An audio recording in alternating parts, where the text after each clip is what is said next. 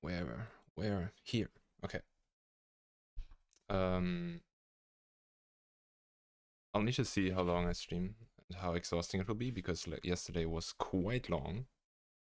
I think I was back today at 9 in the morning, so I'll see how it goes. Oh yeah, let me do this.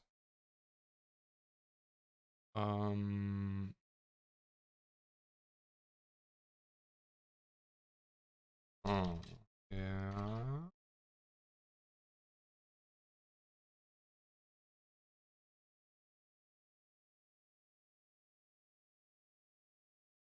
Okay. Worked. Nice.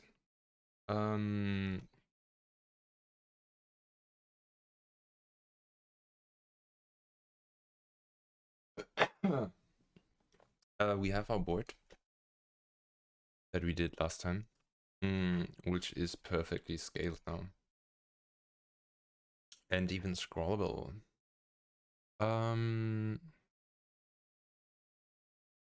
Okay, what was the next step? What's the next to do? And where do I place it? I think here. Oh, and let me also see that. Okay.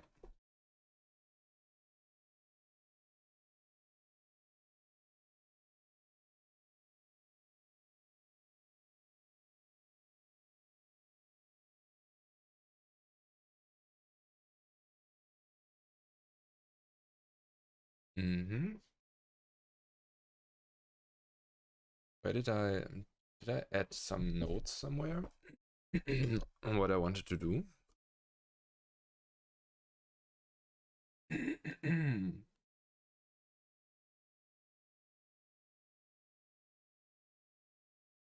The equal squares also need an option to fix some positions. What? Ah. Mm-hmm. Mm-hmm.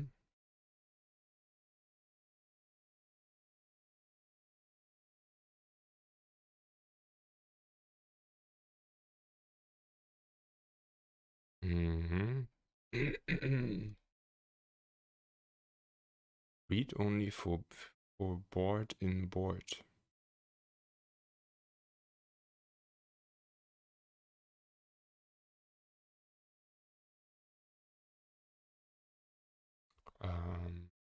Okay.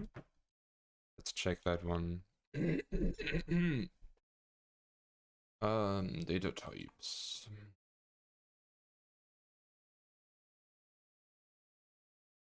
Read only for board in board. Oh yeah, the thing is that I currently would be able, where is it? In the app? Yeah. I currently would be able to add this at like position 4, even though that's invalid, and then the board would break if I do that. Well, yeah. 7. You see that? Like, that shouldn't be possible to break the board like that, so I want to make that safe. And reject that, which basically means that I no longer allow direct access to the board. Well,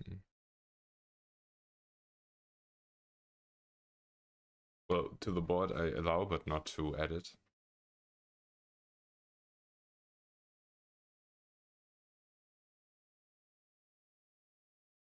I should also drink a lot today.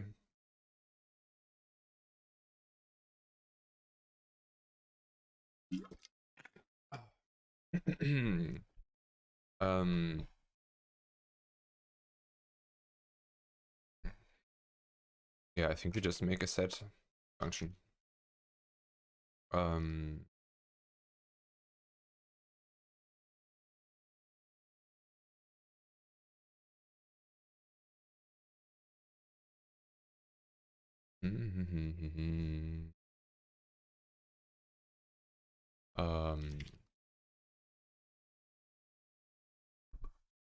Number. And call number. And then the value we want to set is always a bingo square. I think I don't want to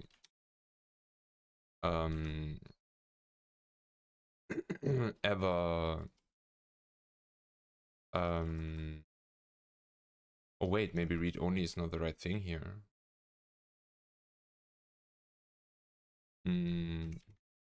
I think I don't want to ever unset the square, only overwrite. Maybe not even overwrite. I don't know yet. Oh no, I do need to overwrite. Why is this? Oh, because I need to return it too.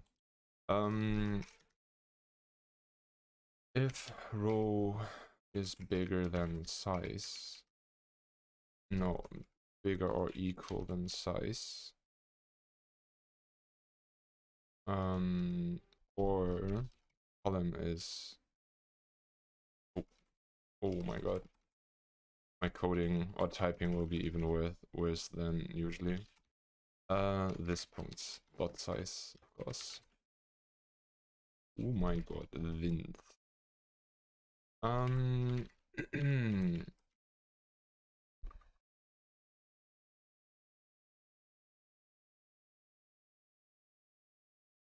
Okay, if we have this, then we return false. Else we take the board and set the value at the position we have. And I think this is now illegal because it's read-only, right? I just want it non-public. Oh no, it's because it's not this. I'm not sure. Can I get an explanation here?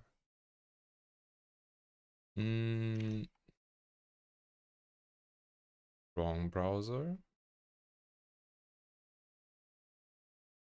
What does read-only in type rep do?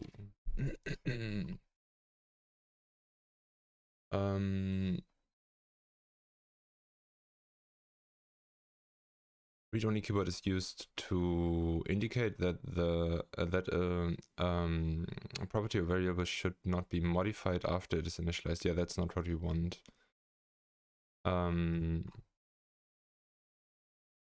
How to make a member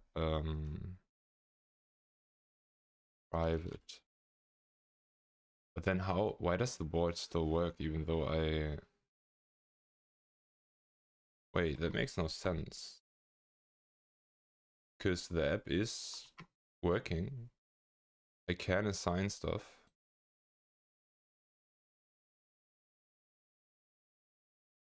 But it's read-only. Huh?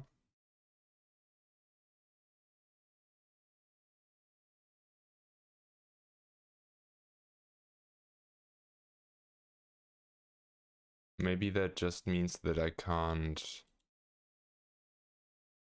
overwrite the entire thing, right? So what I cannot do is after initialization, assign something else to the board. But what I want is I don't want access to this at all, because things like that are just using the object, not replacing it. So I guess that's why read-only makes no sense there. But there seems to be private. Can I combine them? I can. Is this relevant that I have this read-only? I mean, that's just confusing because it's not what you would expect. So I think this is right. And now this is no longer working, which is great. We love errors. Okay, so we can do set. Oh, do I want to call that set square? Makes more sense.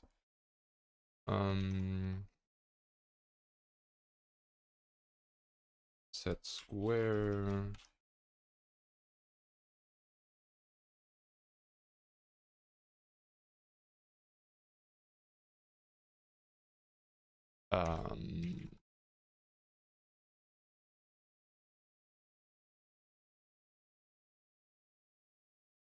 I wonder if there's... Oh, I'm not sure if that's possible.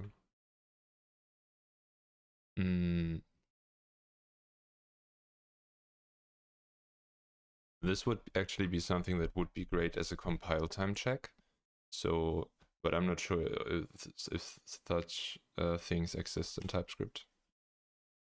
Like in theory, I guess, but I'm not sure.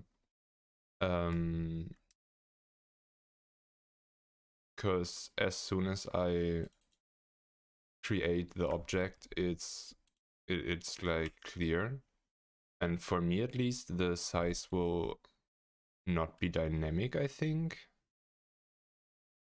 Oh no, it will be dynamic, so then it makes no sense. Yeah, no, that's just bullshit what I'm saying. Okay.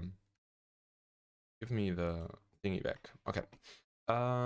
So let's see. What is the problem there? Oh, because the mapping, no, does not work.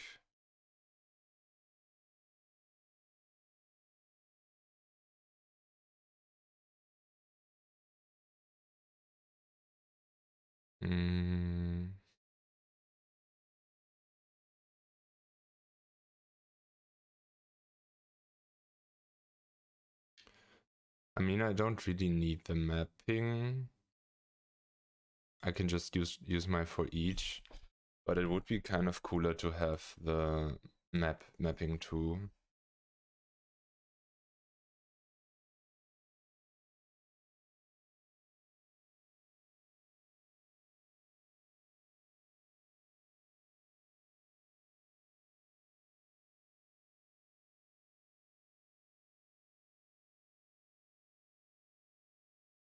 Okay, that's not what I want, I think. I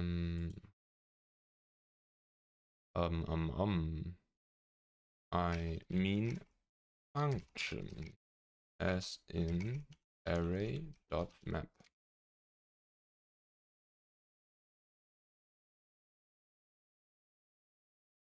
Oh, because that's my map?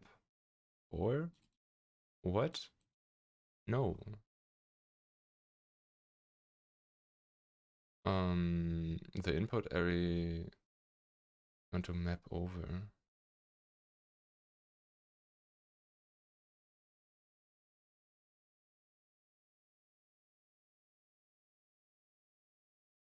But I don't know what the return value will be, right? Oh, I should do it in I mean in React.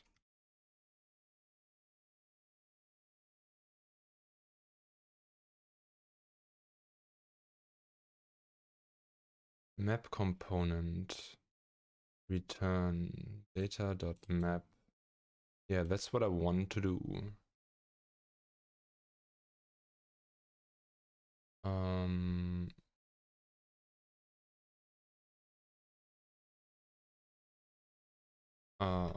I just want the function declaration pattern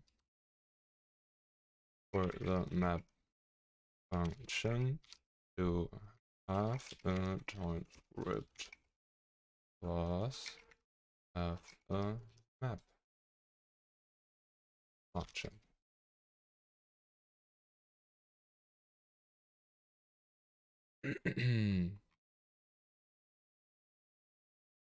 Oh, okay. Yeah, there's also type dynamic type stuff, right? So I can make the return type depend on the input type. I don't get how that works. It makes no sense to me. It's like not what I want. I basically just want like the map thing and then let it return like any. And then I again take a callback.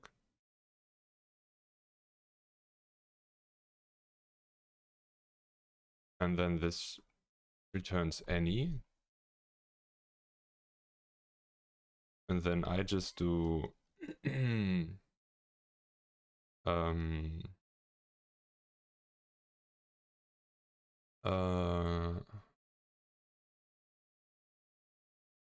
how to call that? Oh, my brain's definitely so slow today. Crazy. I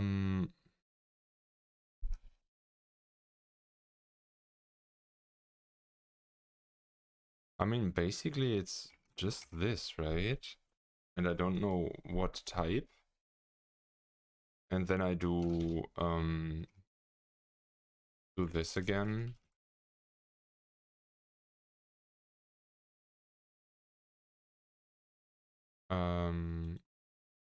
Make array dot push. And return array. Wouldn't that work? Can I also do something like any array? Okay, that's great. I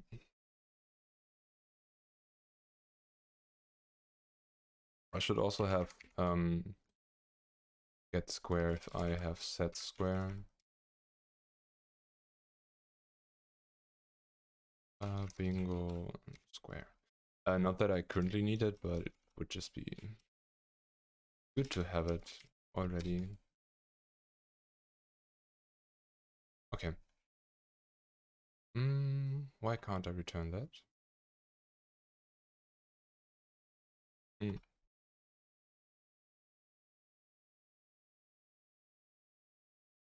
Okay.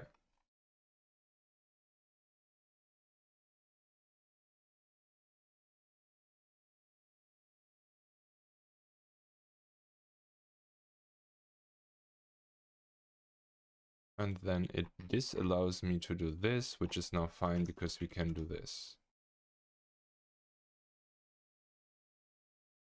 Row is possibly null. Oh.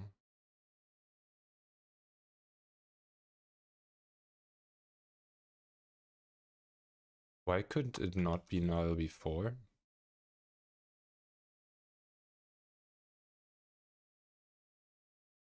Huh, I'm not sure why that was possible before. Sounds illegal to me. Okay, it can be now, so like that's true. No, wait, row? Why row? Oh, yeah, because I map it row-wise. True.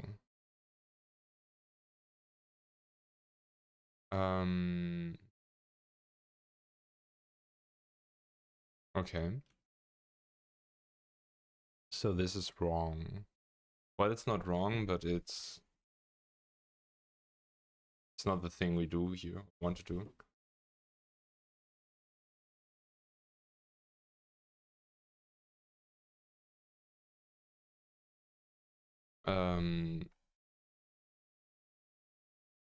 How do we want to do it?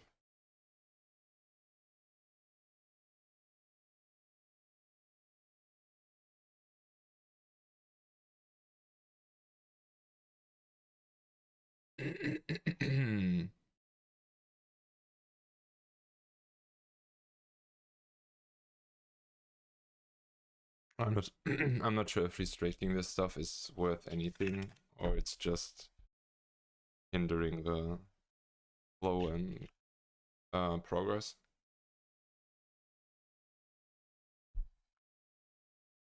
Because it's just more complicated than it would need to.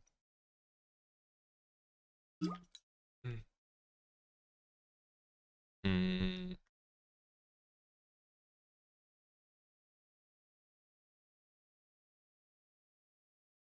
But I want I want to be sure that I cannot accidentally set the square wrongly.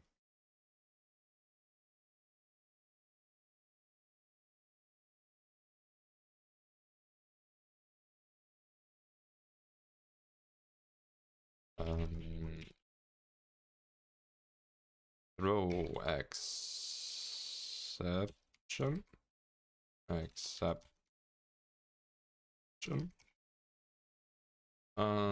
Not like that, it seems. How to throw an exception in TypeScript.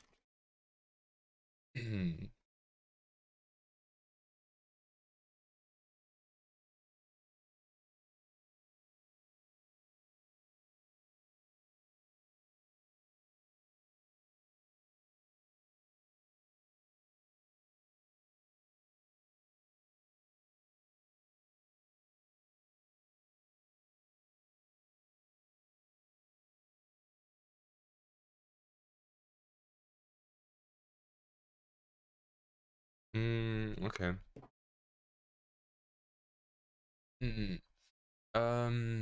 What did I even ask? Oh my god, I forgot what I typed.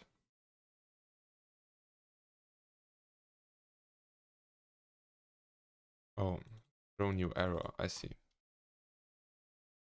New.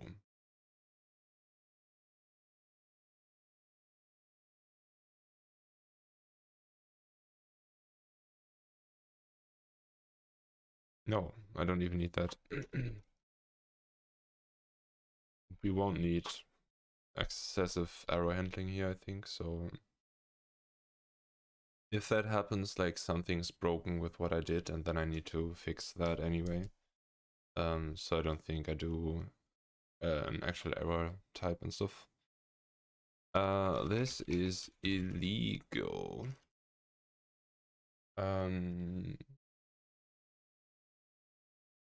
You are trying to set a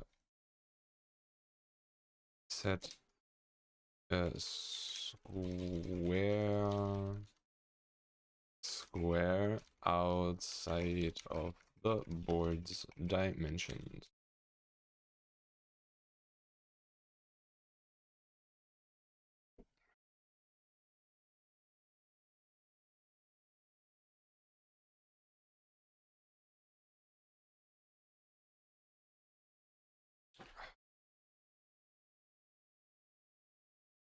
Oh, and then I don't need return. Interesting.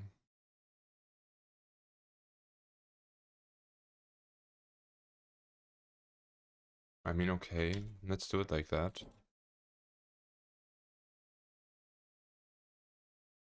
And then we do like 6.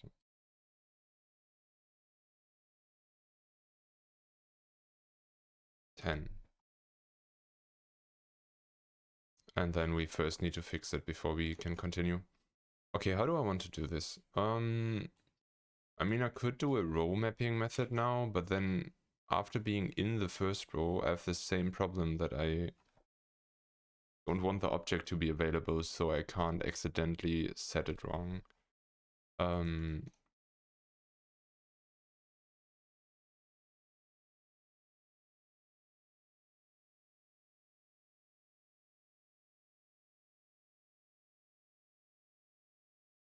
Can I return an array in a way that it cannot be altered?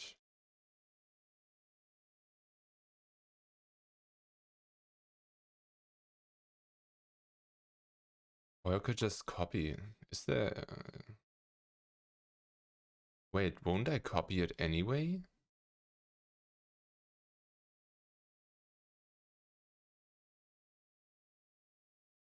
copying would just be the better thing then maybe.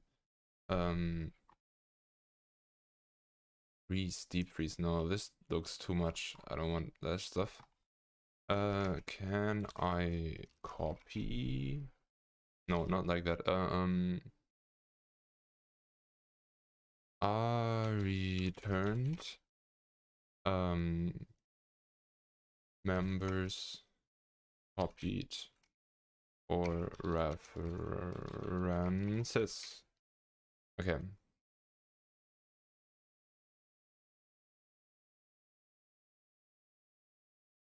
You're returning we return an object or an array from a function. You're returning a reference to the original object array, not a copy of it. It means that if you modify the object, the array after it has been returned, this changes the effect, the original object array. Here's an example of an illustration.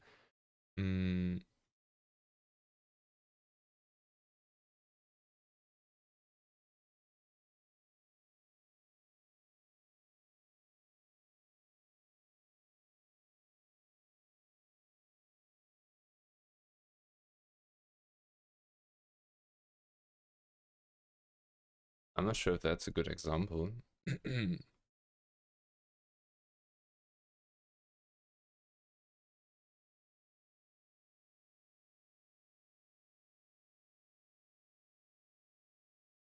Because, I mean, this could just be, I don't know, you can't see, right? This could just be a copy. I wouldn't change anything. You would need to call the print function of this. So this is just bullshit, I think.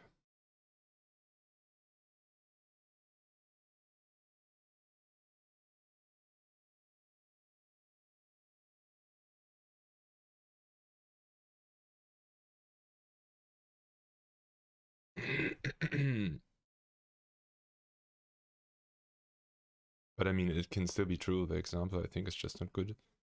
Okay.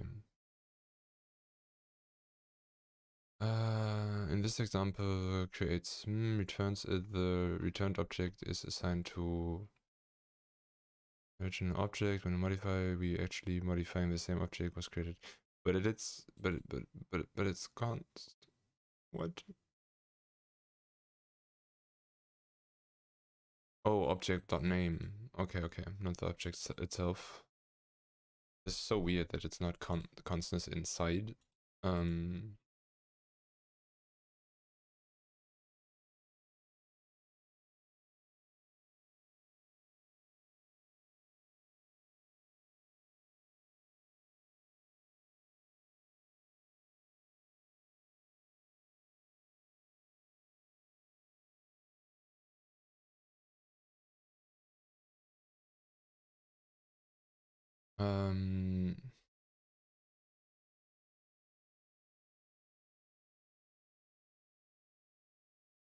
I think I just do a copy and then I don't need to think about it anymore.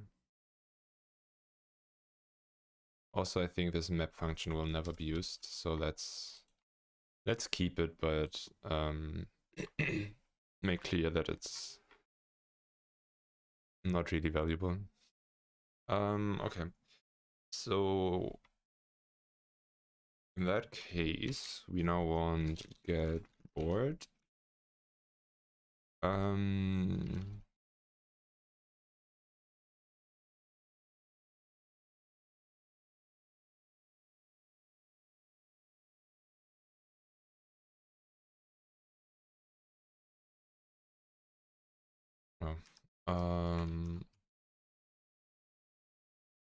Yeah, that's not how that works. And what's the problem with this? Oh, because we not yet return it, right? Turn board. This board. So can I do const modifiers like these? Read only. But I think they won't work. So what we do now is we do board Um,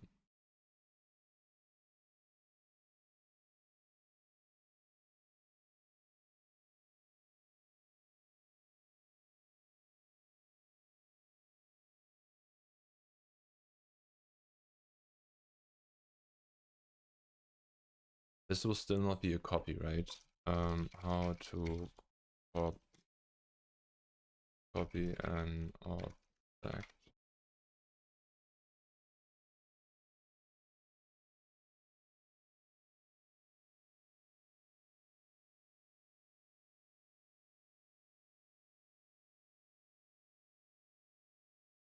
Oh, I'm not sure if this works. I think this only works for objects and not for... Does it? No, maybe it also works here. Spread vector, operator, shadow copy. I think that's all we need. And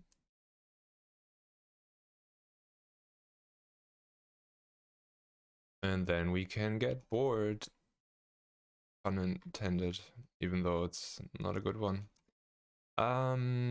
So let's get bored and map it. And then you can do whatever here, and I can be safe that you don't break it. Okay, where's the... Yeah, there's our error. This is illegal. Don't do it. Okay, that's good. So we can now go to, I don't know, 8. 8 is still illegal. God damn it, how small is that board? Oh no, we now have a different different error.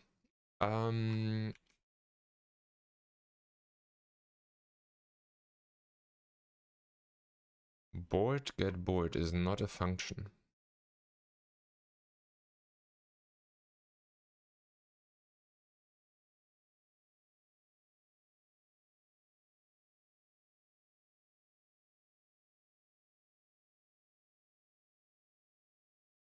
Uh-huh.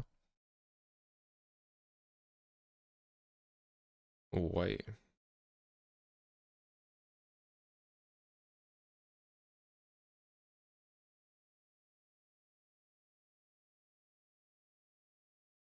Mm,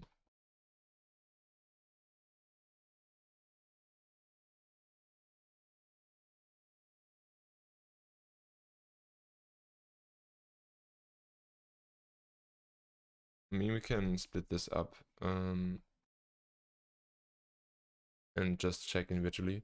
Does not return an array, returns an unexpected data type.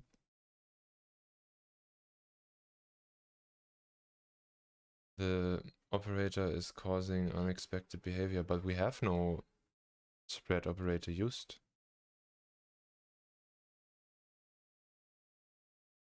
There's like literally nothing in it.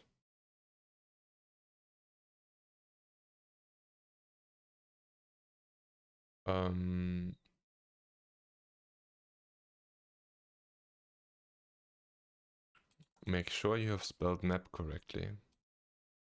That's a good one. I did do that, right? Yeah, of course. Would never question myself on that one. Definitely not. Okay, I have no idea why. Ooh, that's unfortunate. Let me hide a screen. And open Steam. And see... I should be able to somehow disable the pop-ups, right?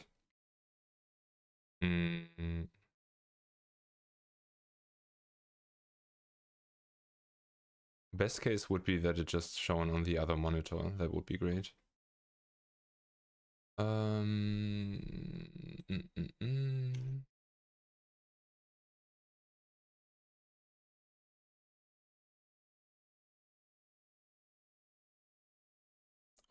How to do...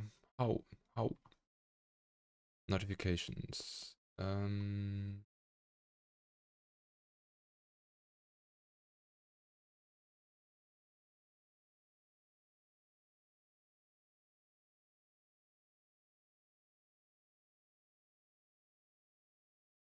Okay.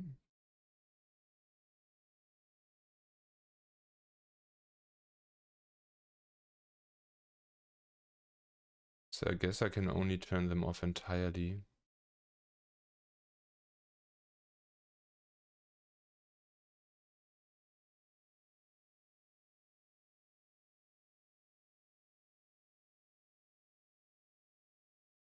Okay. Disabled now. Where was I? Oh yeah, I wanted to find out what's broken here.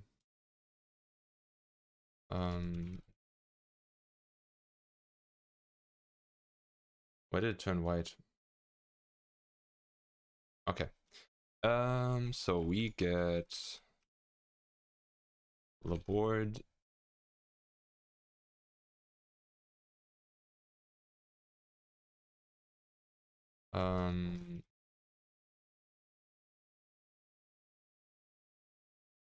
Oh yeah. Damn it.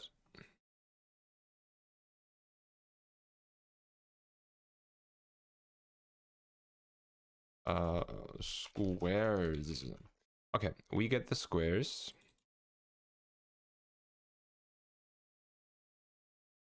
And now it works.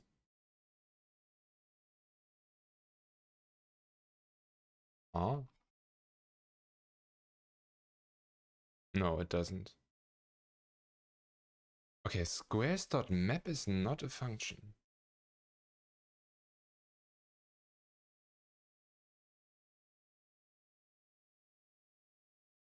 Because this can't be mapped for some reason. Why though?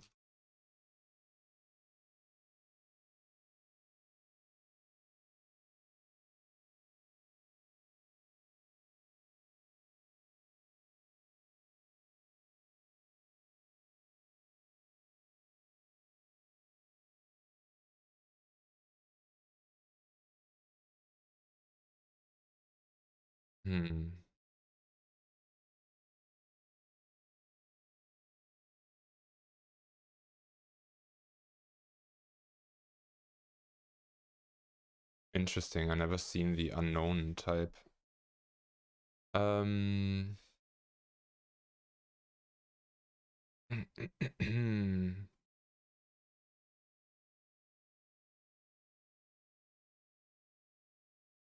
Wait, but why can't I do... If I do this now and return just a div.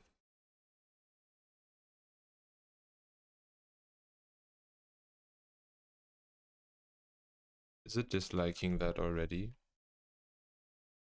It is. Huh.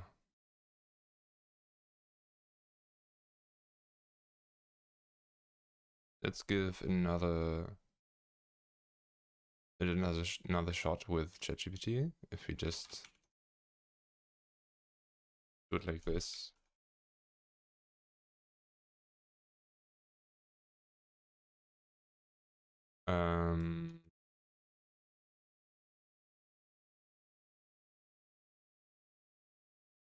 Why does map not exist?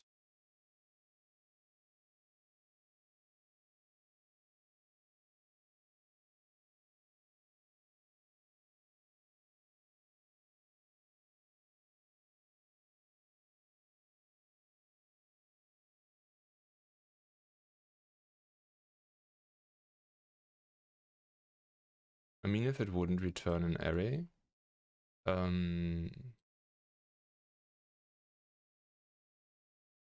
this assign would be wrong, but the assign works. So I don't think it could be that. Bingo square is defined. Yeah, it is.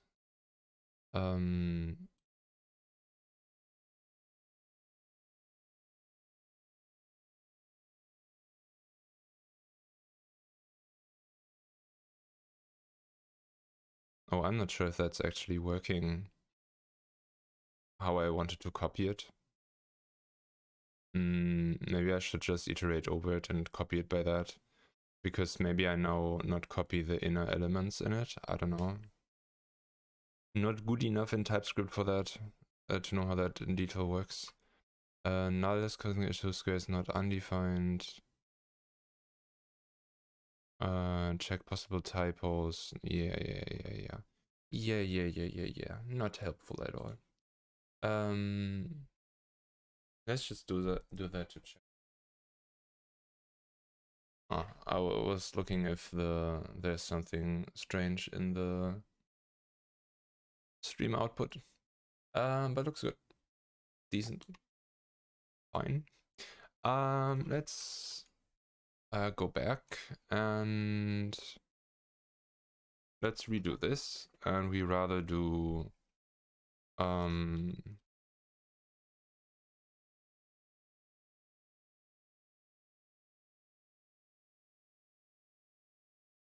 this, I think.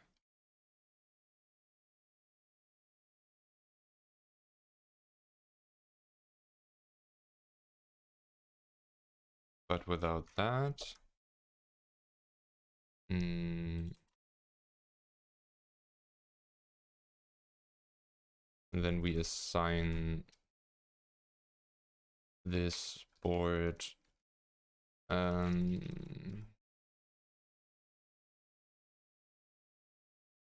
and this can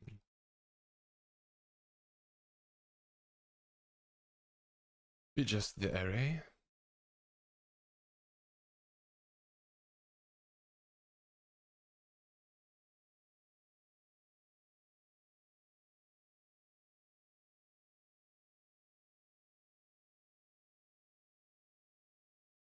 To type never. What?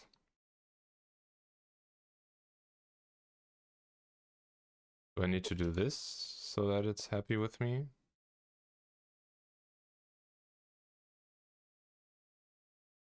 Okay.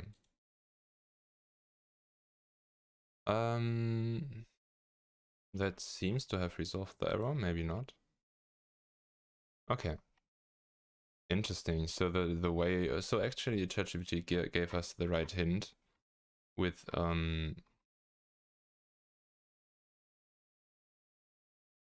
here the spread operator might be the problem. But I didn't like think about that spread operator in the function first. Okay. So that's working. So this can go. And this can come back. And then we do board.getBoard. Great, the board is back. And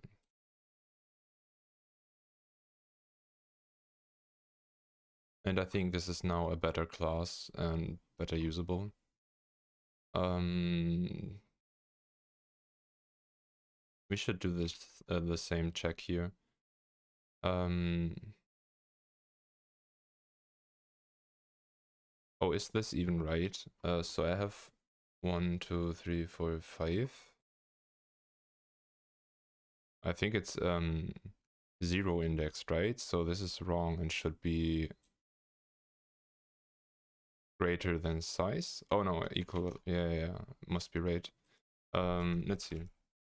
You can just put this there, and then if I put it at 5, it will be an error. If I put it at 4, it will work and is in the right position. Okay. Nice. So now we have our bingo board with the getting setting. I can mark that note. Where is it? Here.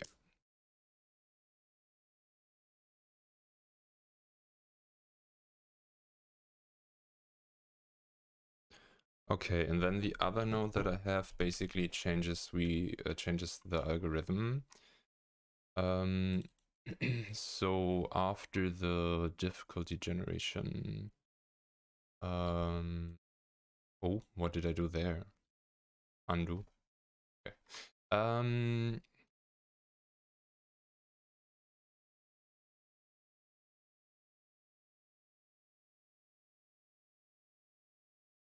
so I had some conclusion here that I would not have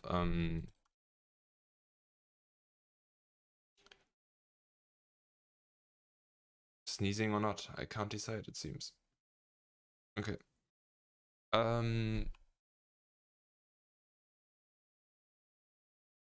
What was I saying?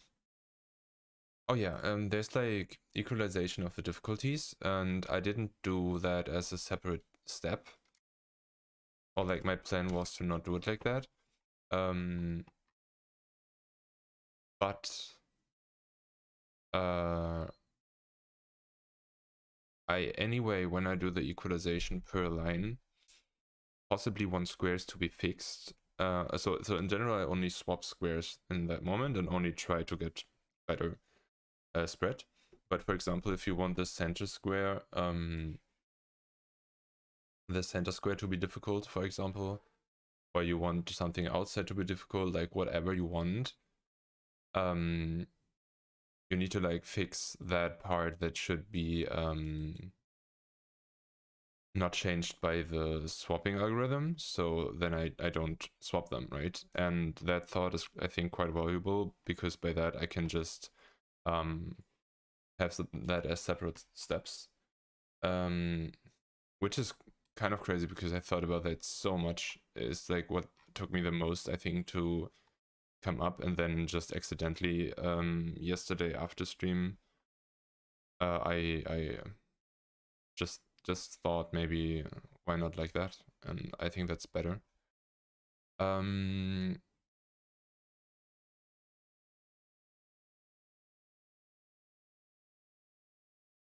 So will I delete this or will I just add nodes? Let's put here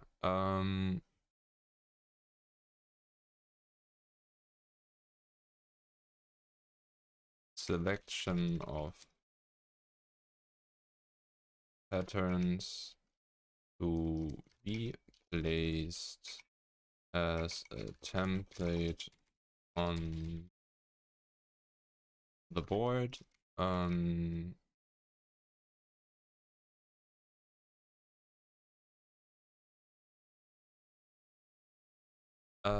the board, and then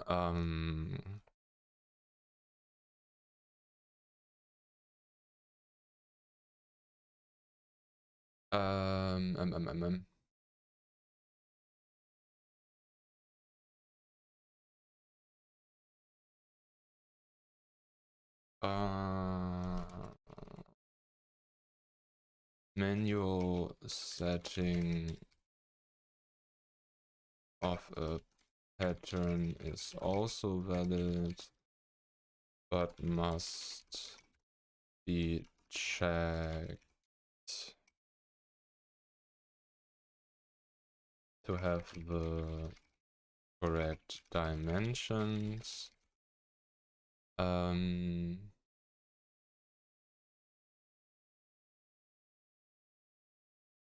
Examples goes. I never know if it's like this or that.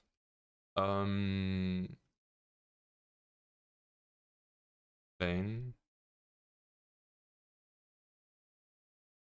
The Isaac one is from another generator that I want to replicate here. I mean, you can do crazy stuff. I could do like star, border, whatever. I'll see what I add in the end, but I want the option to do it like that. And then here we do difficulty equalization. And this will need the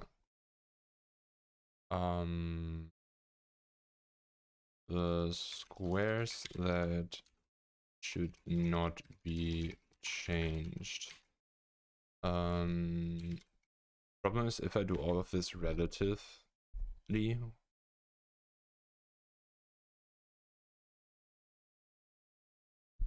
that's tough actually then. I mean, I could do stuff like center, give like that as an option, like this, and then I do type. And if I, for example, pick center as the type, then center would have like the option of size, and then I would, for example, if you make that 1, get this. If you make it 2, you would get like the 3x3 and increase it by that.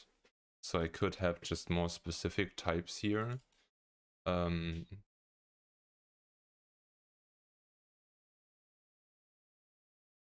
then the alternative definitely would be to have like actual pattern, which you can just define what you want, and I'll fix those squares. That kind of doesn't fit into the general way I'm doing this though, because with the general way and the scaling, like assuming everything is as it is right now, and then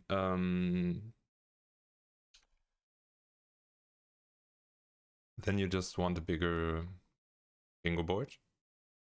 Where do you have that? Here. And then as soon as you do this,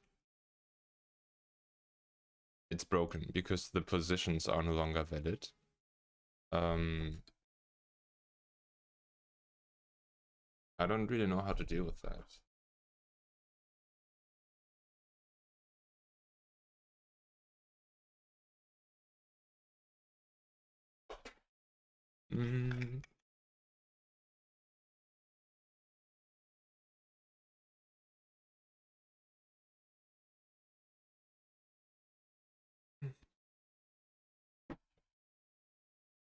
Interesting music switch, by the way.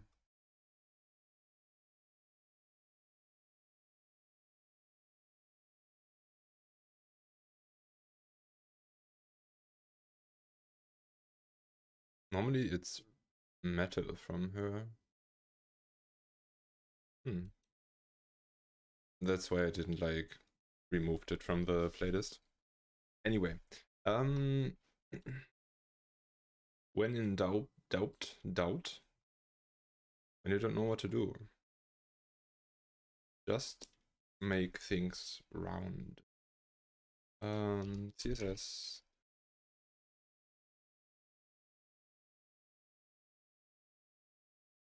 How to make an element have round borders. Radius is it? Okay.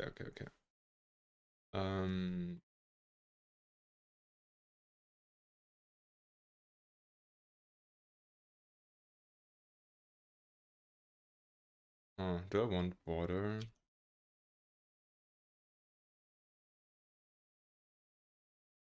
I don't know. Let's just add the border radius.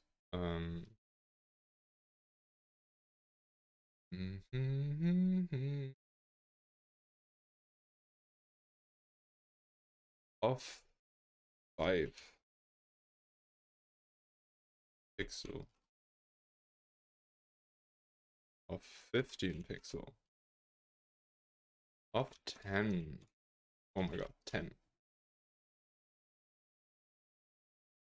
Yo, now it has that weird effect. When you look at it, I think that you have like black squares in the white areas.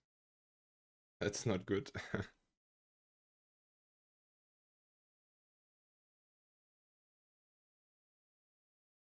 Wait, do I have that all the time? Yeah, it's just less present if it's not round. Oh yeah, that's awful. I can't do that. Crazy.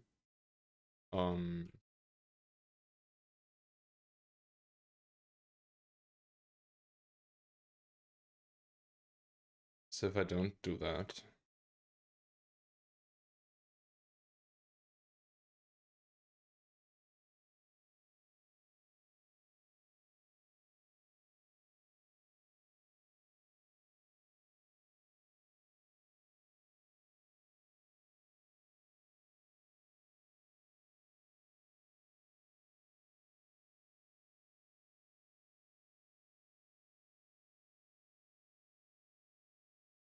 oh, anyway, let's get back to the app.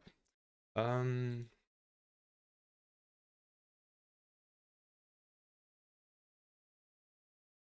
oh,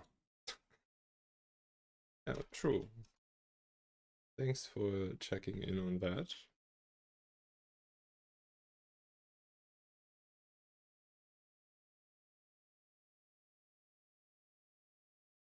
I don't know. If I still see it later, we'll undo it. No, no, that's off. I can't do that. We remove that. Let's make the board bigger again.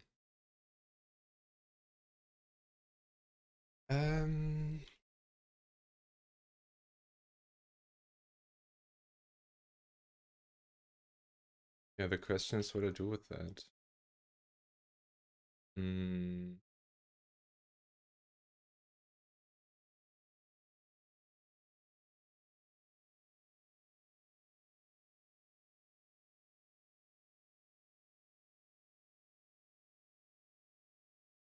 Hmm.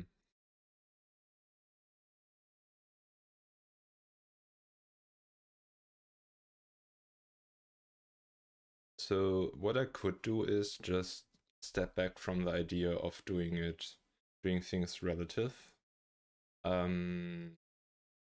And if I do that, then I have less problems, I think.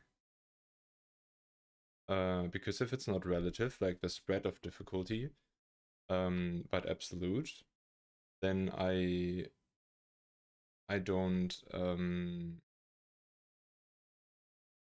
I think I would have the same problem. Hmm.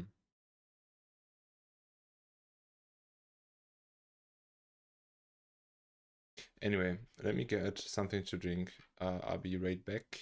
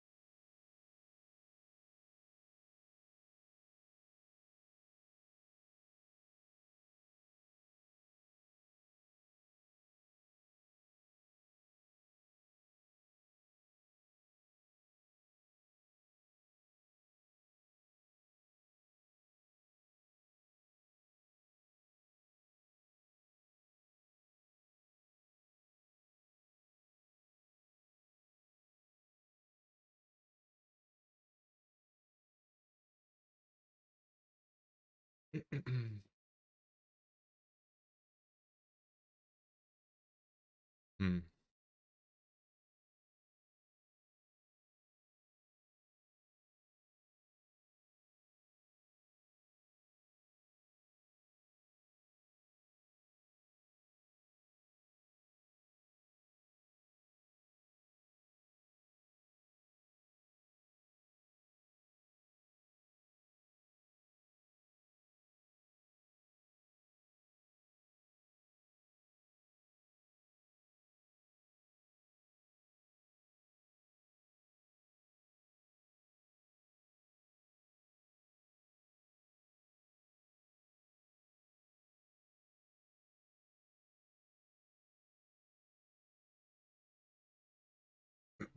I really have no idea how to do it.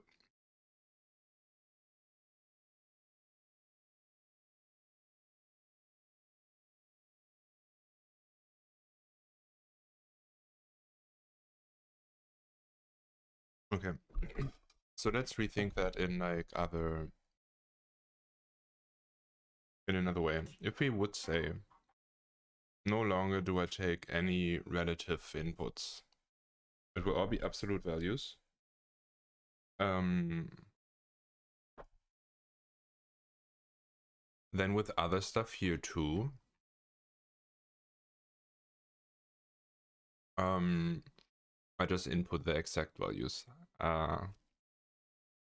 exact positions.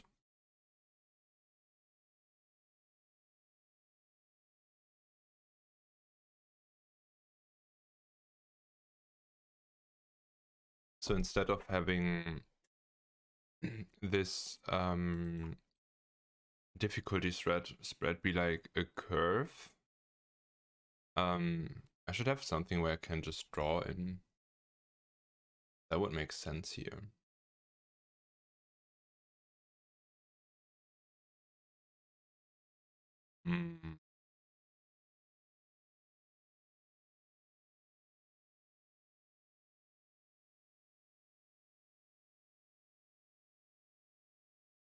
Opening.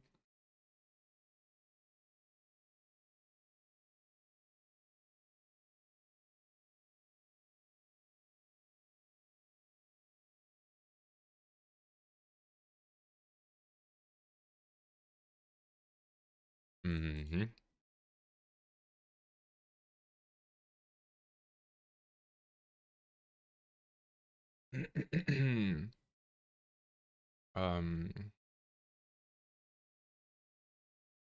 Okay, that's better to look at for me right now. Make that, oh my god, smaller.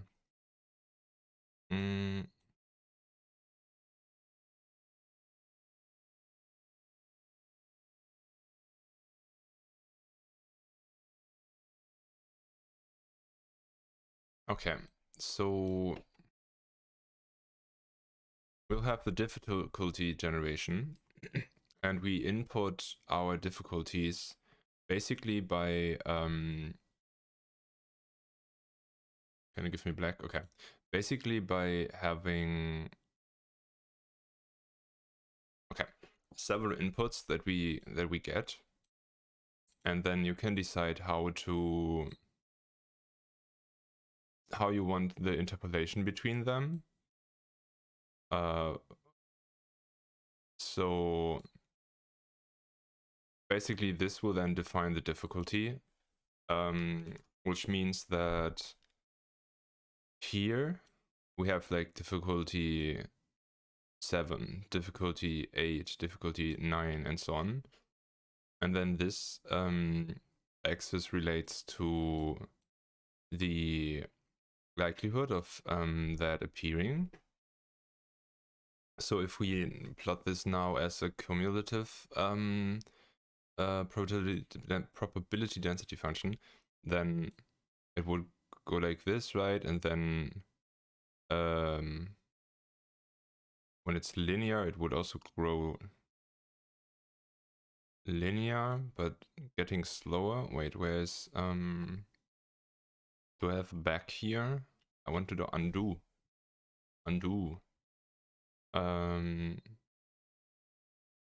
Okay, so we have slow and quicker, then it's slowly getting less, and then more again. I don't know. Something like that would be the plot. And then I can just check, I roll a random number in this axis, and whatever I hit is basically the difficulty that I pick. So that's how I want this to make, how I want to make it. So basically you roll a random number, hit a point, you see what difficulty it will be. I could just make this way simpler and just say, okay, give me the spread you want, right? So I could just say as an input from the user, give me like 5 difficulties, or like if you have 5 by 5 squares, then you would just tell me the 25 difficulties. So you basically input 25 values that I then put on the board. So that's like, I could do that, and I could just give up the cool generated creative way of doing it that will work with any board size, and you wouldn't need to adjust that when you switch the board size. It would still just work, which is a benefit in my opinion. So I don't really want to give it up.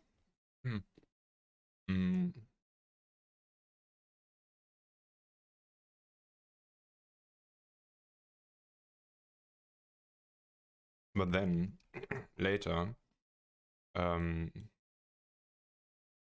we placed everything on the board, we'll have like some kind of difficulty spread. And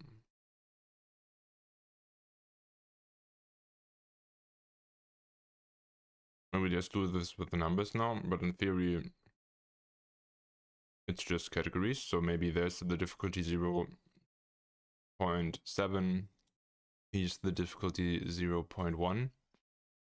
And then after I like place them, I want to shuffle and make it equal. So for example, if there would be also 0.7 here and there, that board would not be equalized well, right?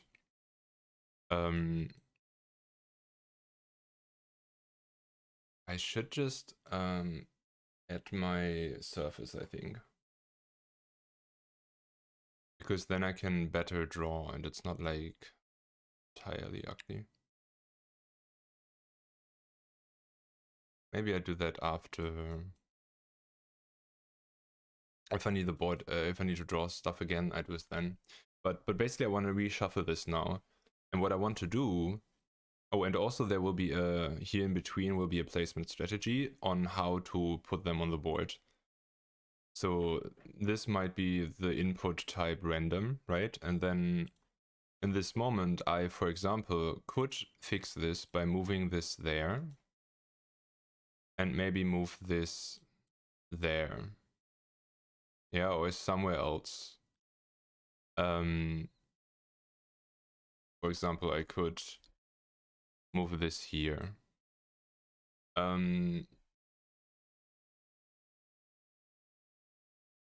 The thing is, though, I could also move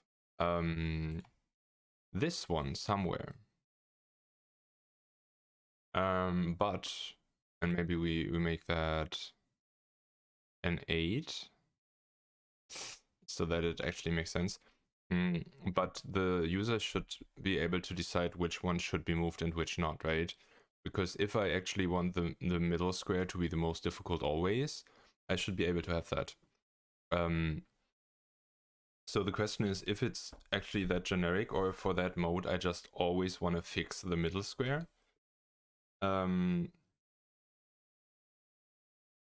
I'm not sure about that. And basically what I'm currently thinking about is how to define which squares should be fixed and which should be swappable.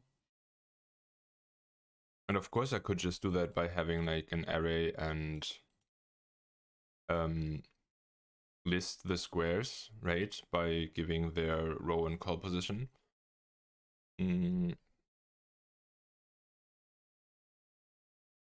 But I don't know.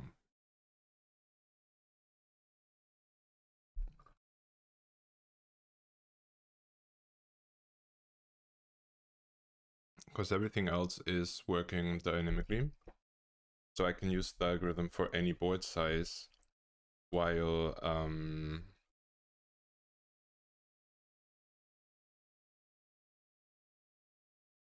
if I change that and you must input numbers there and not relations, relative numbers, whatever, then this will break that, and I cannot just freely scale the board, because if I put the position in now as 1 1, and that should be fixed, and I increase the board size to 4, this will now no longer be the middle, where your intention was to have the middle square be the hardest, and it's rather on the top left, so that's quite confusing. And what I could do is just define fixed patterns that you can pick from, or give it in manually, and the pattern could be something like the center, and then you can give the radius of the center.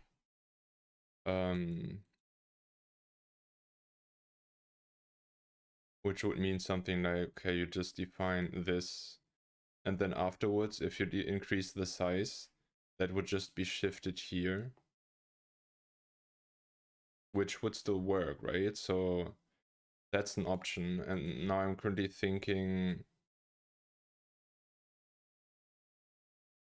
if there are other things that you might want to fix, because in theory you might want to fix anything. Maybe you want the outside fixed,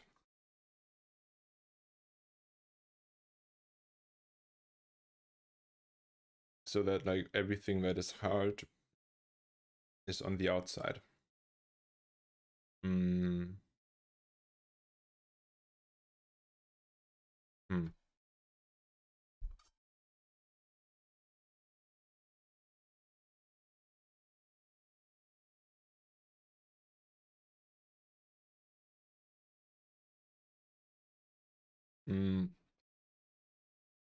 Today's definitely the wrong day to do this, because my brain's not there. But I must do it before I start, because that majorly changes how I implement the algorithm.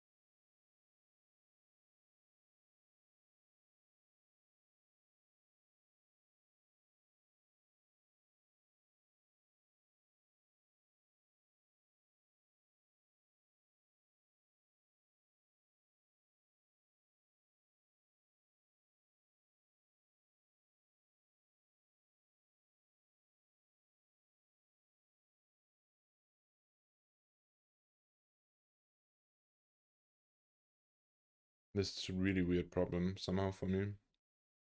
I'm currently thinking that I could just define this relatively, so I don't say like square 2, but I give the user the option to say that like at 50%, right? Oh my god, do that please. So we basically can just say 50%, 50%, what? And then like radius, and radius could be then also absolute or hard. If it's a hard number, it could be like 1, and then I would interpret that as at least 1 square in radius. So for example, if it's board with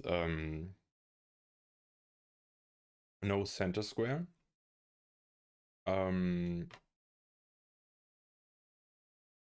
it must be 4 values, right?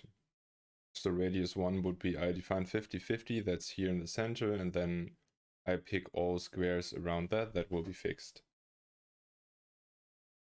I could actually do it like that, I think.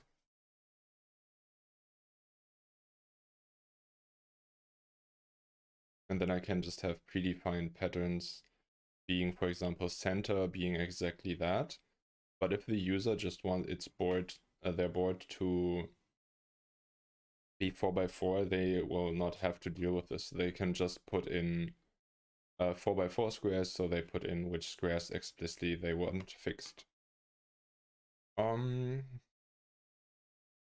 Another thing that I just thought about, if I now split the generator and the difficulty placement and the difficulty equalization,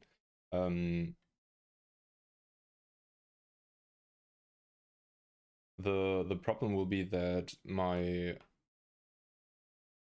might need a randomization step before this, right? But that could be part of the algorithm.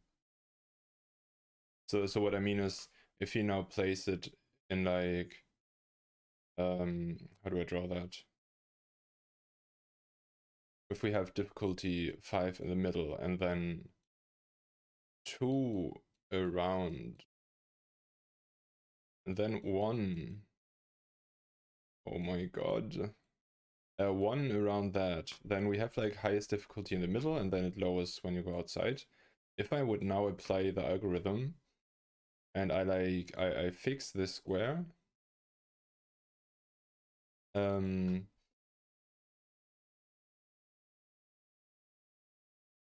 basically nothing would change here. You would still keep that pattern. But what I might want to do is just pick this pattern placement to have the highest difficulty in the center square, but then have random placement for the rest. So I would, before I do the equalization, maybe want a randomization, which would mean that here we would do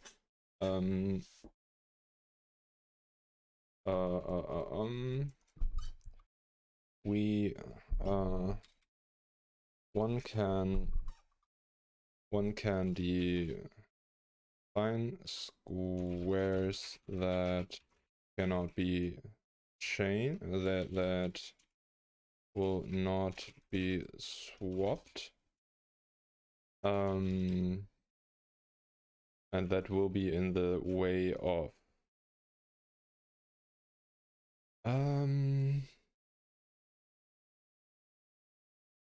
X number.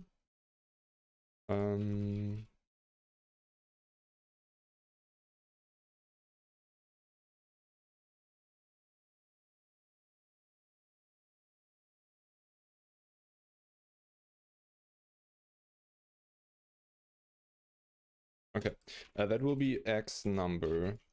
Y. Oh no, it's the new type that we have, but in this one it can still be number.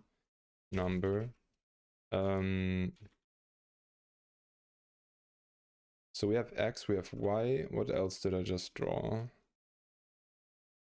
Oh yeah, and we have radius, which would default to 1, but it's also a number.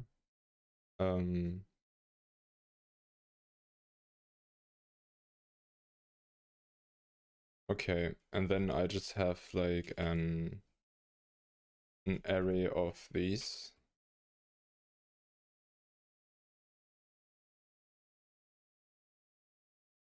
I just have an array of those, and that would work. And then afterwards, I need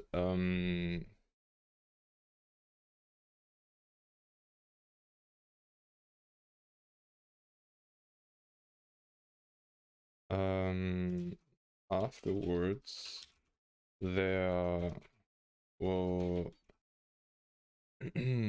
there can be random shuffle of the squares. Okay, so then we shuffle that randomly, but keep the fixed squares fixed.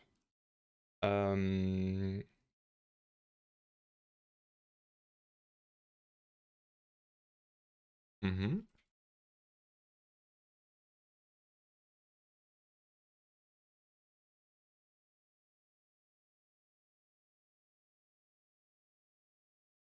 I think I won't have...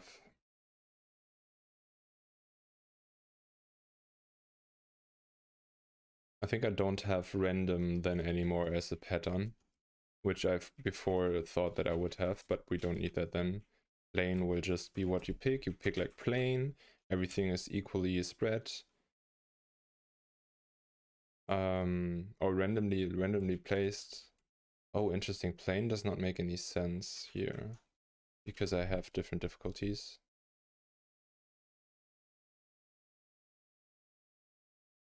Yeah, actually it doesn't matter what you pick here then. Then afterwards you just pick random and don't have anything that should be fixed, and you don't equalize, and then you have truly randomness. Then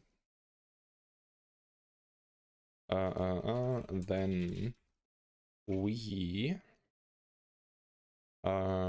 apply an equalization algorithm. Then we apply an equalization algorithm and swap for a user-defined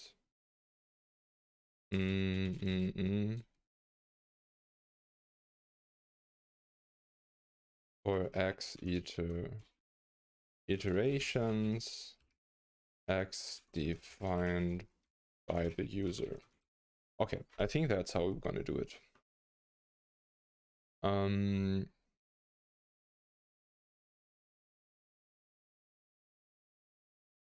That should work. Maybe. Okay. I wonder if this is actually a known step or should rather be in here, because the randomization basically has value in itself. Same as this, same as this, same as that. So actually that's just a part of this, I think. So let's move that up.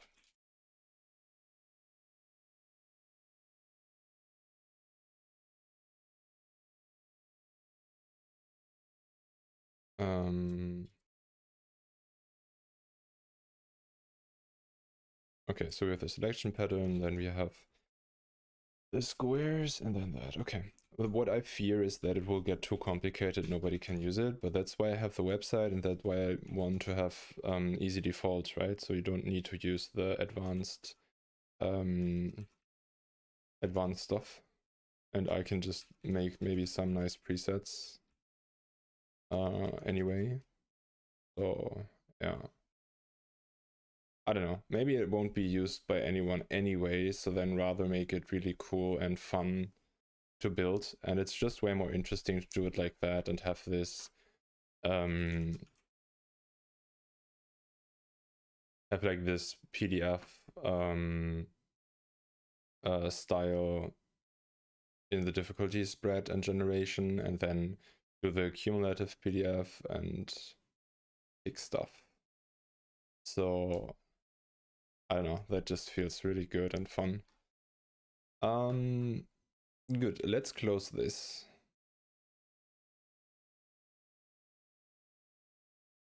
And if I need it again, I will open it on my tablet and then share the screen with Steam Remote and add that so you can see. Okay. But I think that means that we can now start implementing.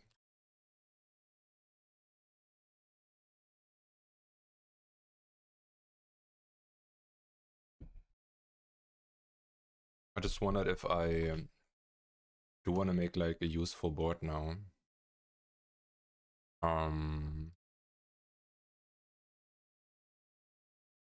with like good values. And if I would want to have a parser, so I don't need to like type out of this all the time. Okay, let's remove the square setting and just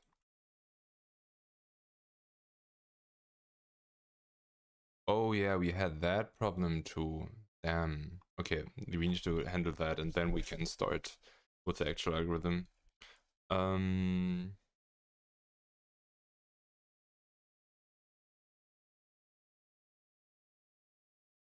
I could already get useful. Oh no, that makes no sense. We should first fix that or have an idea how to deal with it, and then I duplicate all these things and can fill this with actual values maybe and useful things. I don't know. Good. Problem here is this has group IDs and this has goal IDs. Both of is valid depending on how you define it in the JSON, because in the JSON,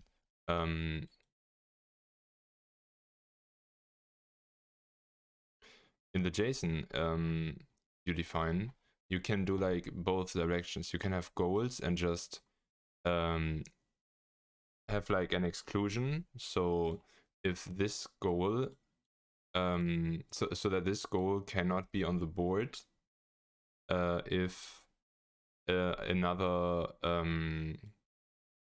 goal from the same exclusion group is already on it. So you can just define that by defining the strings in this exclusion array. Or you could like input a group, and for the group you can say which goals should be used. And I want both to be fully fully capable of handling the entire object, so that you would also be fine that you have exclusion groups, but you not only define a string here, but the entire group.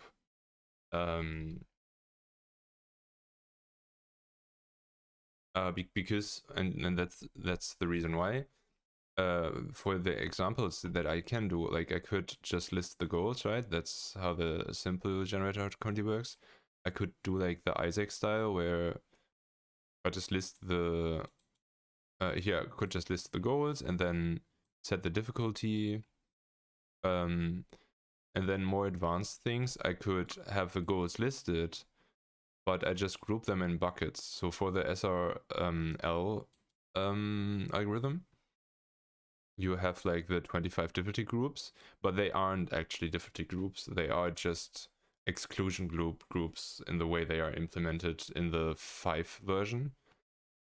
So I have this group of elements that should not appear in the same square, not appear in the same board. So it's basically one square. It's type exclusion, and you could pick other types, and then you just list the goals here directly, and I don't need to even define the goals section. I can just define it like this, with the goals in there, and then goal is collect this, and then I can do even more advanced stuff here, which wouldn't even need to be here, being that I say I want groups, I want in bingo lines to avoid any other goal that has the type collecting. So I have like a full goal in here in which I again can define the groups. So this is just quite complex, but powerful, and in the end possibly simple, or simpler for like specific use cases. I need to find a way though how I want to reduce that, because I don't want both directions. This by the way, for the V8 looks quite similar, but it has not the type exclusion, but only the type avoidance, which is the default value of the group. That's why it's not here written here in the group part. which then should work the same way. Okay, so having said that,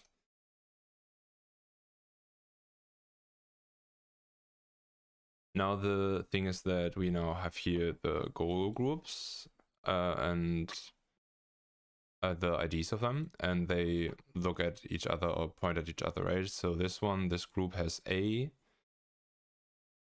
is called A, and it's in both of them, but I also list both goals here, and I don't like that from an input type perspective.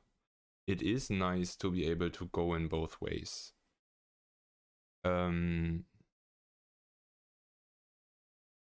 So the question is if that is actually a problem or if it's fine, because I would never, I wouldn't define the goals in here like that, but the JSON would define them. I would analyze the JSON and then create this board. And by creating the board, I have that by just programming and code. So there's no human error in there where someone could not write a 1 here, and like this would be invalid, right? Or undefined behavior for the entire board. So maybe it's just okay because this is only for testing, and when I then have a real board, computer does this, and computer does not make error.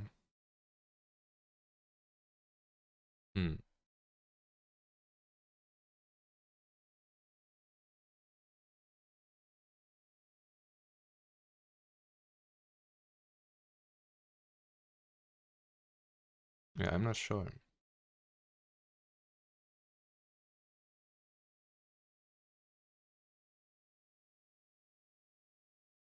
And then also with all the stuff that I added to the board to make sure it's valid,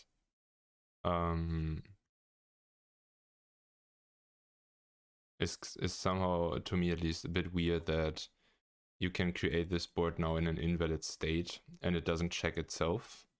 I'm not sure if I want to have that check in there, because basically it would need to, or if I need to check, but it wouldn't be the worst actually. So it just checks if goals and group IDs fit each other.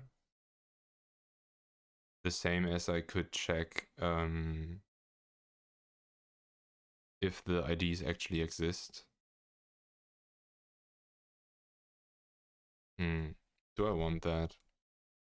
I can add that at any point though, so we can just note it as a thing that I might want to do.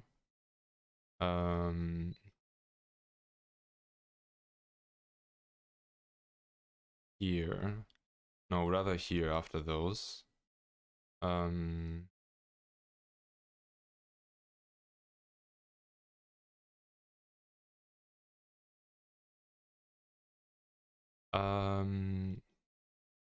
Check validity of the goals and groups. Check that if a goal has the ID of has a linked group by the ID. IDs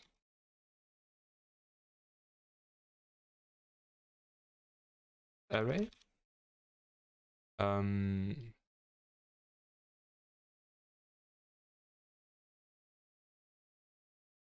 Has a link group by the IDs array that the group also has the goal linked. May check that all the linked groups or goals are existing. In general, I can do several checks. Okay. And then... Oh, that's interesting, actually. If I do it like that, I can't... I mean, I can't do no as an output of the bingo group, right? Of the constructor. So maybe I need to put that in a separate method to set the goals and set the board, which also would be nice to have, I think, when it's complexer like this is now.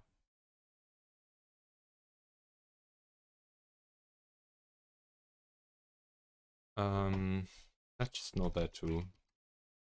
Maybe remove it from here and do the goals and group setup and checks in an own setter function. Okay, but we can do that anytime, so don't need to do that now. Rather do progress, I think.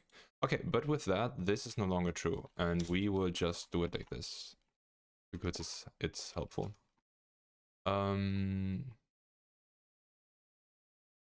Okay.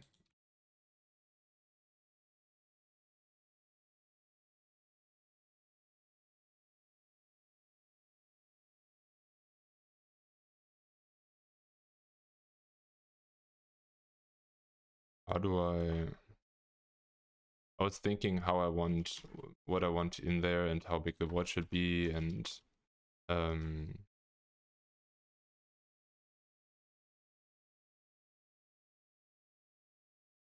what like the style of this should be, how many goals I need, if I do want to have groups to test things with that, if I not want that.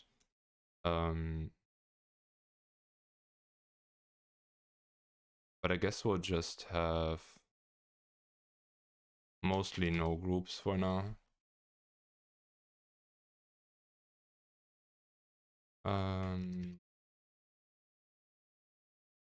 Okay, something.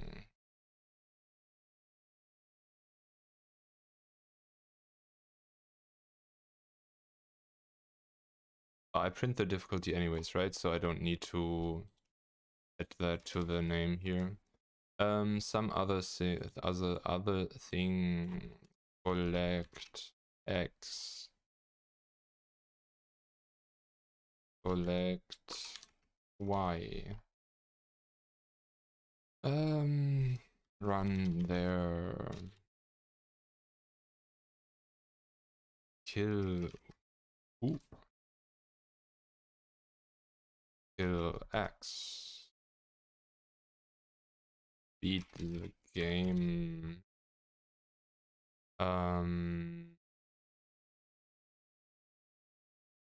What else? Level 2 X. You kill with Y.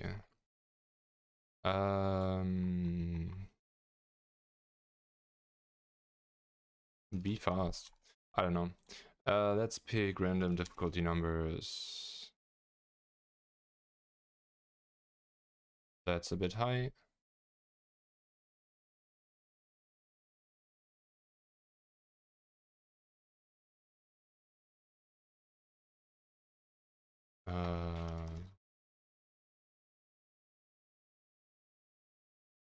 Okay. Let's just stick with it like that.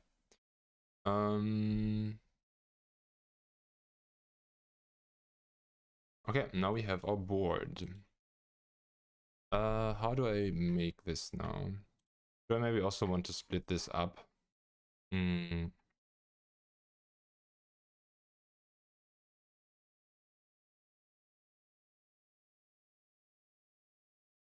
I'm also not sure about the order in which I want to have these. If I want, like, if someone else would look into the algorithm and want to understand it or adjust stuff or fix something,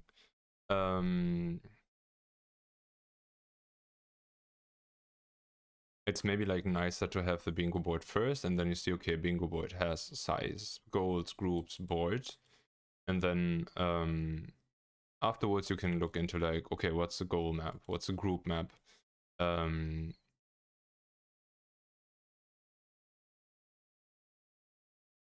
rather than, you know, having the other way around, and you have like localized string to understand before you know what's in there, or amount or percentage to understand before you know what's it for. And the other way around, you would have the board, then you would look into the where's the group, into the group, see, okay, allowed occurrences is amount or percentage thing, right? And then look this. I think that's better from understanding perspective. So let's do that real quick. Or just separate it in different files, maybe, actually. Definitely these should go in their own file.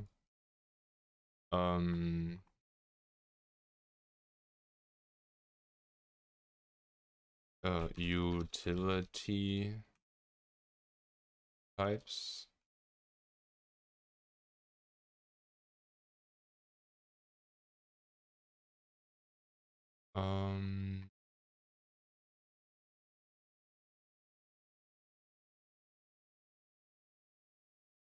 You know what, we're gonna do full on everything in every class, everything in one class. That's just better, I think. Okay, so we call this types, and then in types we get utility, and we get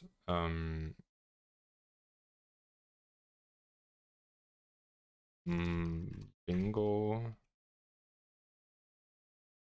board, bingo borf. Oh, okay. Bingo borf could please become bingo board.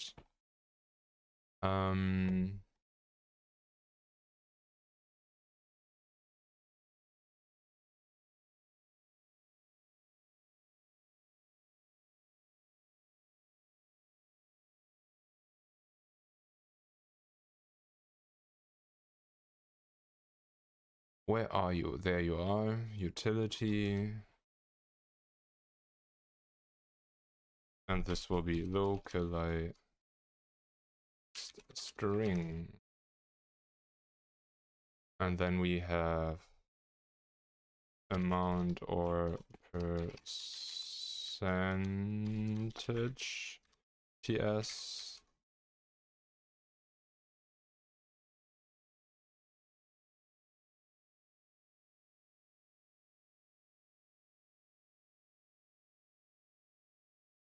What band is that? That song is great. Let Him Fall.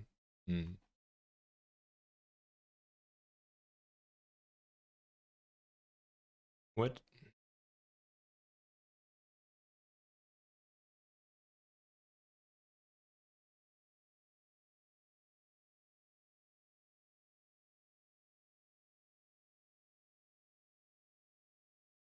Okay.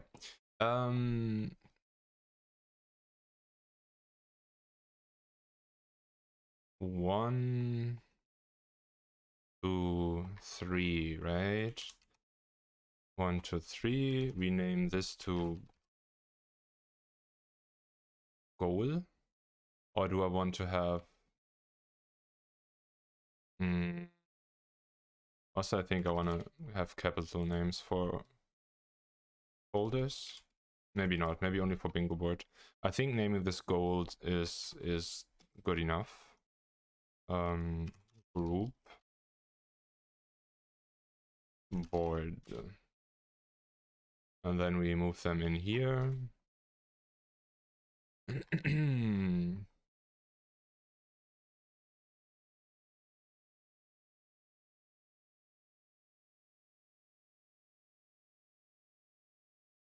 And do this.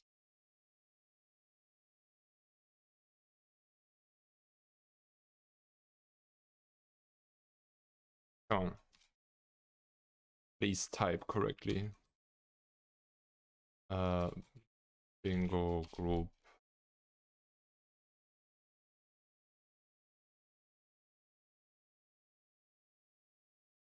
How do I include stuff? Okay.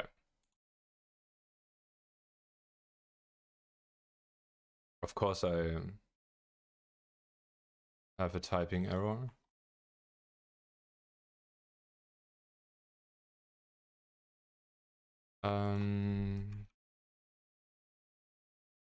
Okay. Group TS is done. Goal TS is next.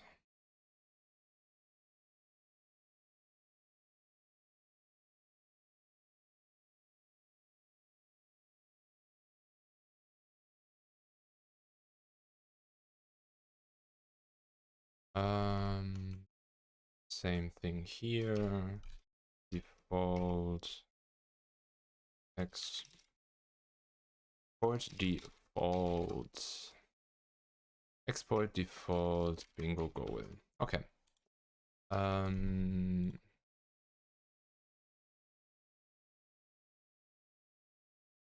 then here we remove those.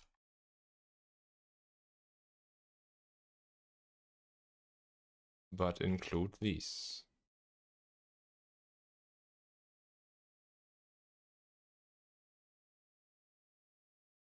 Do I rename them to be goals and groups instead of goal and group? No, let's stick with this.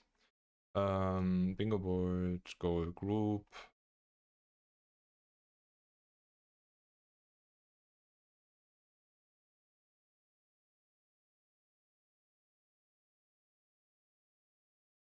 Thinking about if I want to name them bingo something, but I think this is okay.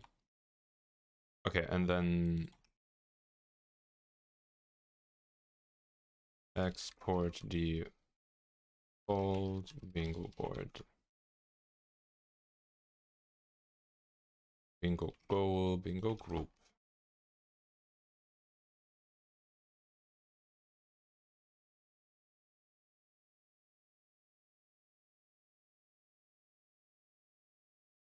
Okay.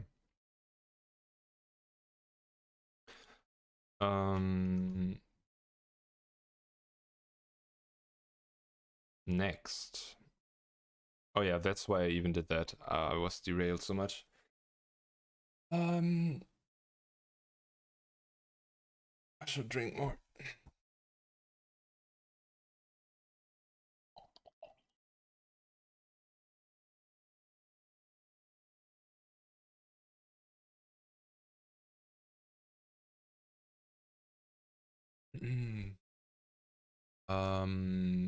So now we have the algorithm, right?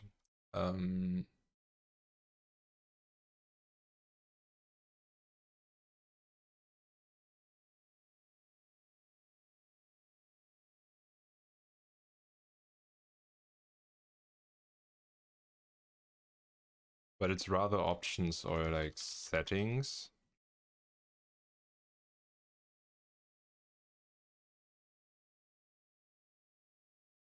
And then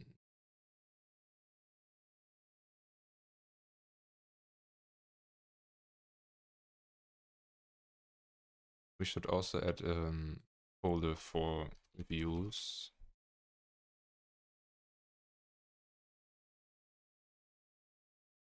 Well, that's actually not views, but I don't know. Good enough.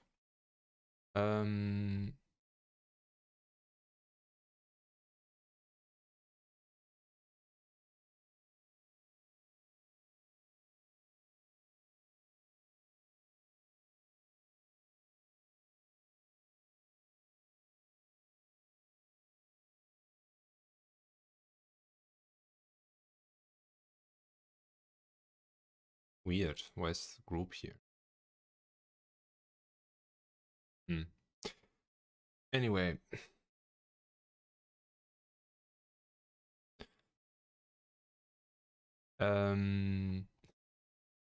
Crazy how my brain just stops so much today.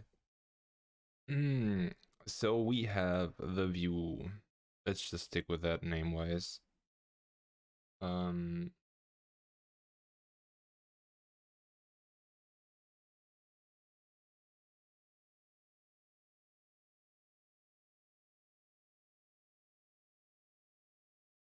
then I would want another group for algorithms, I think. Algorithms.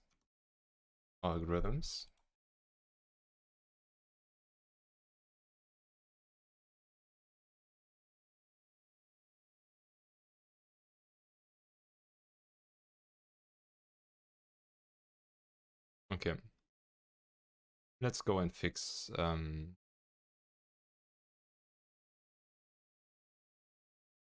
this file and the others so they work again.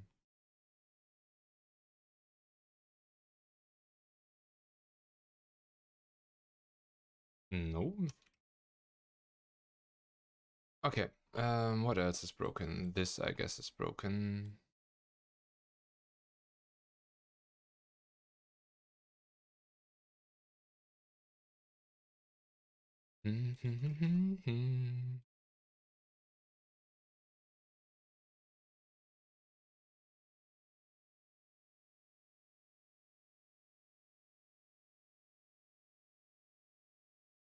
Okay.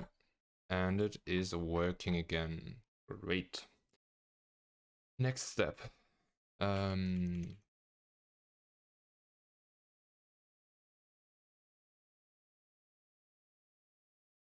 basically now need to define the PDF, I think. With like the sample points.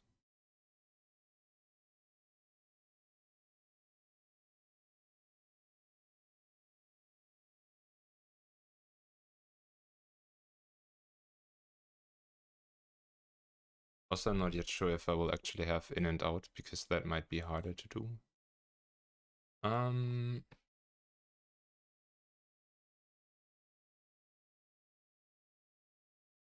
Please give me board. Okay.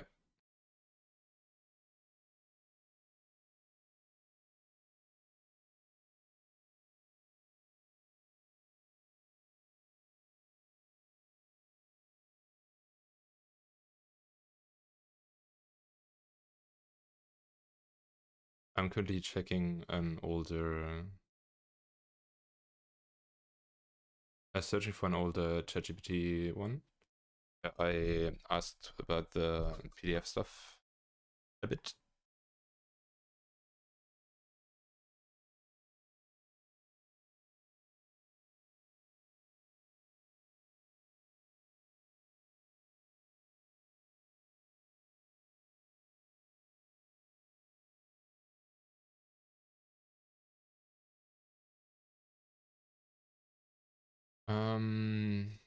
Where was that interpolation stuff?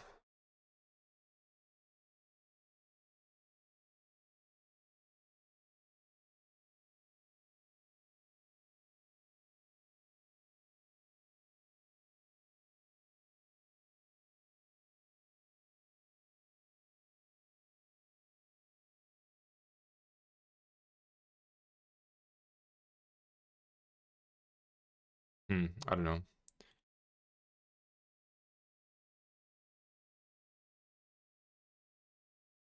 But we will find some way to do this, I guess.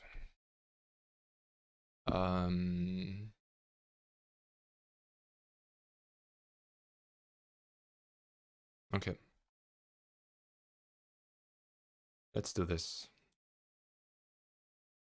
I'm a bit exhausted though, so maybe we won't do too much longer.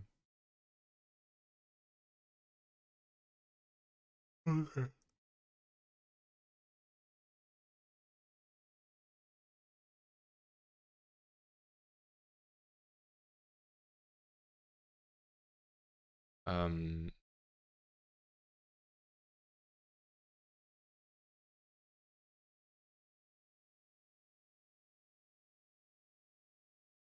I just realized that I want to watch Bingo later, and I'm so tired already. And I think it will be at 11 or something, so that's late. That's really late.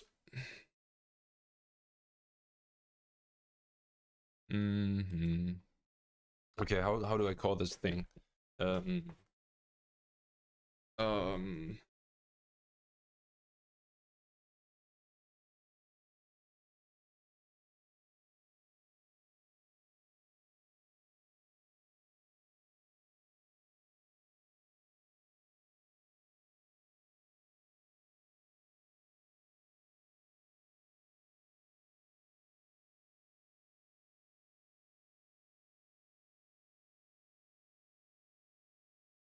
Difficulty graph item?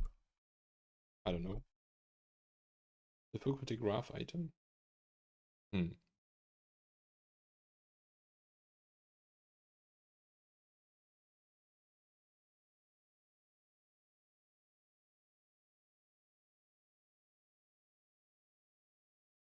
Algorithm.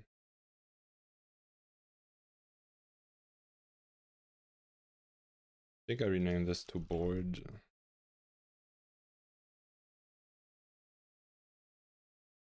Yes.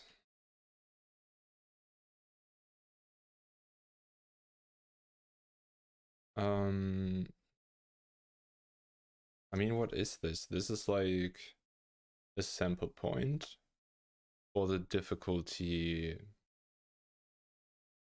graph. So basically, I would say maybe I don't do it in every in separate files, but this is already enough. So this would be difficulty graph. Difficulty graph.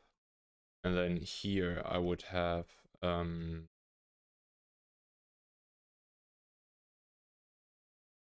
that as a sample point.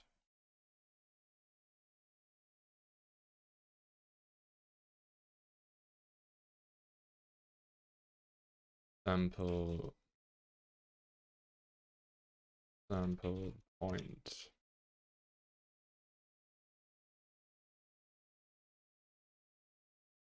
It looks wrong.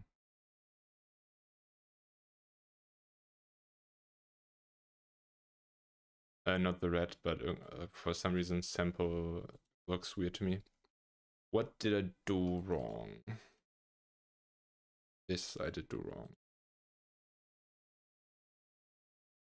Okay.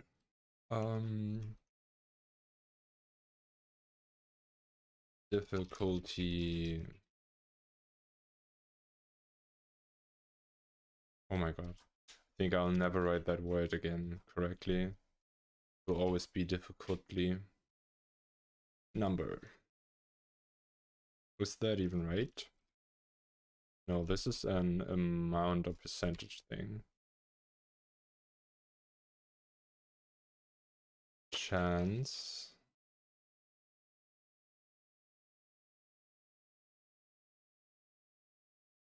Chance is actually percentage always. No, difficulty cannot be oh, it can be. Yeah, it can be. Oh. And chance will always be that, but it would be better for the user if they have the same input here.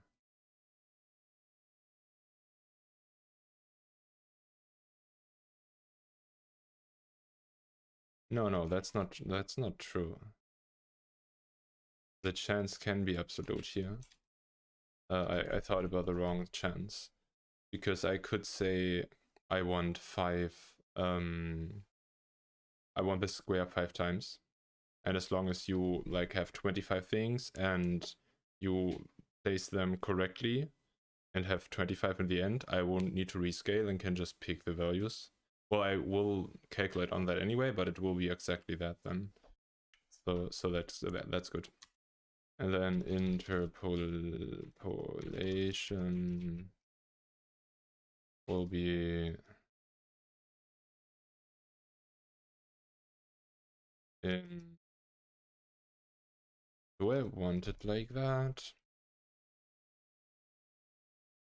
I could also just do input output interpolation, like do that twice instead of have this subclass.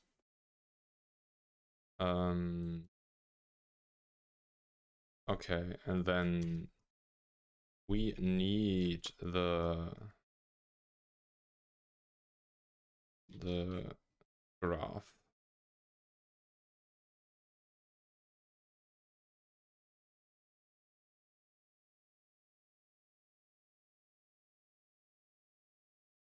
The graph.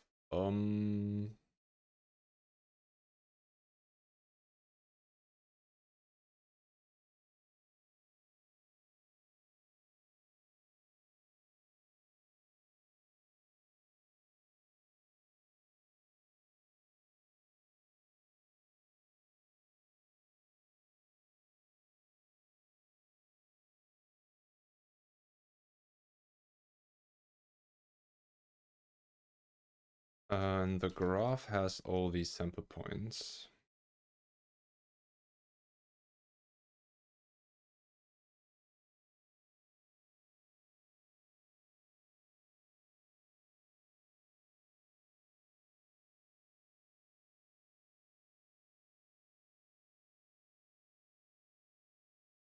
Wait,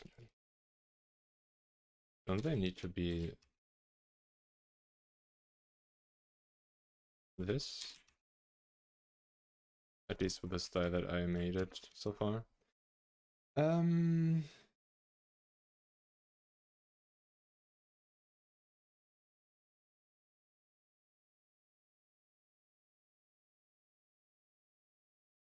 Constructor.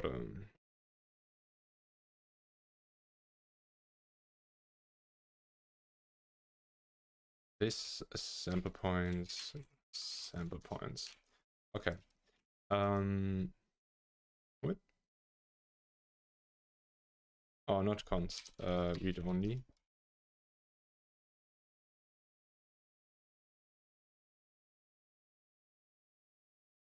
Which is again does basically nothing here.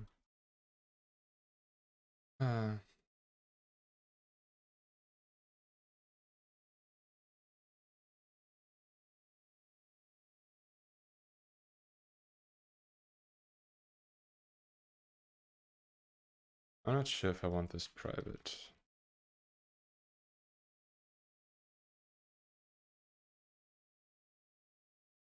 Later, like possibly it will be helpful to have it either way.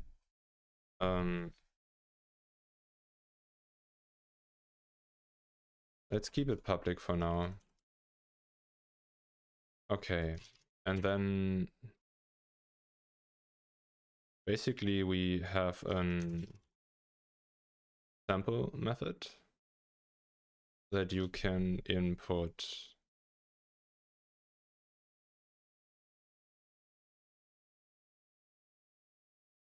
amount or percentage. Is that right?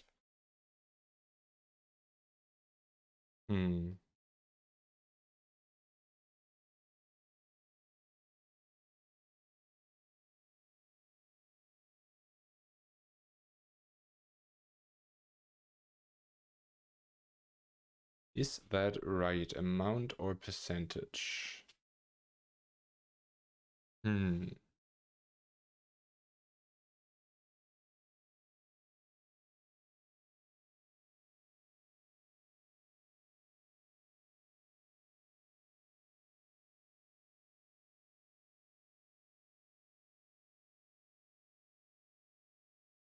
Also, we will have inverse sample, which will be input y value and get an x value.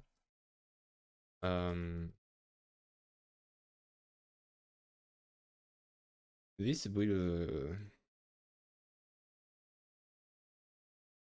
take an y-axis value, sample the graph, and return the x-axis value of the sampled point. This will take an x-axis value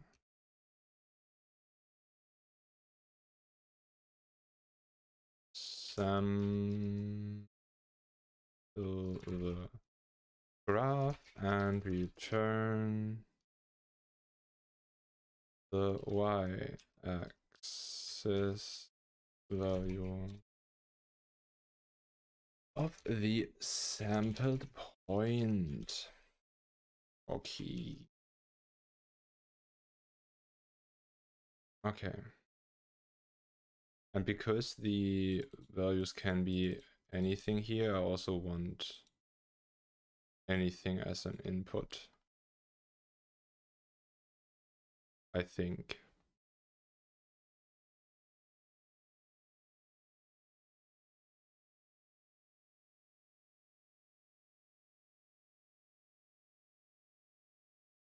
Yeah, I think that makes sense.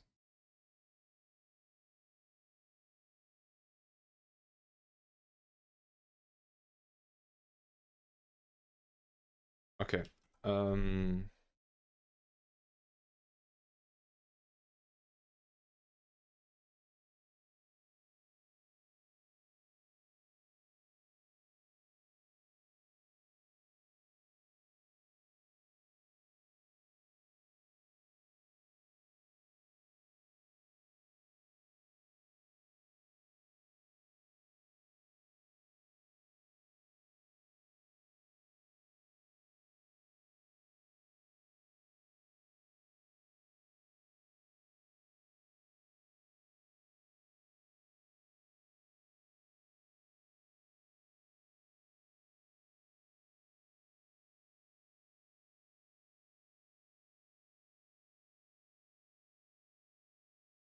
Okay.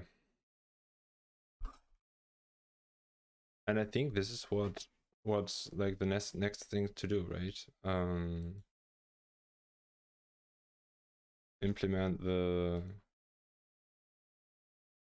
sampling.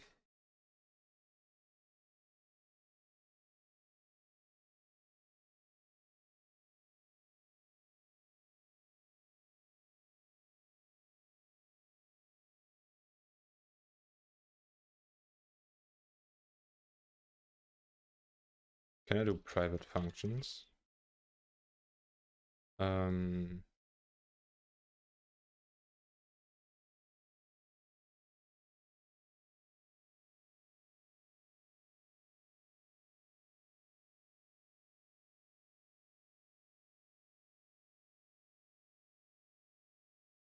Don't need that yet, I think.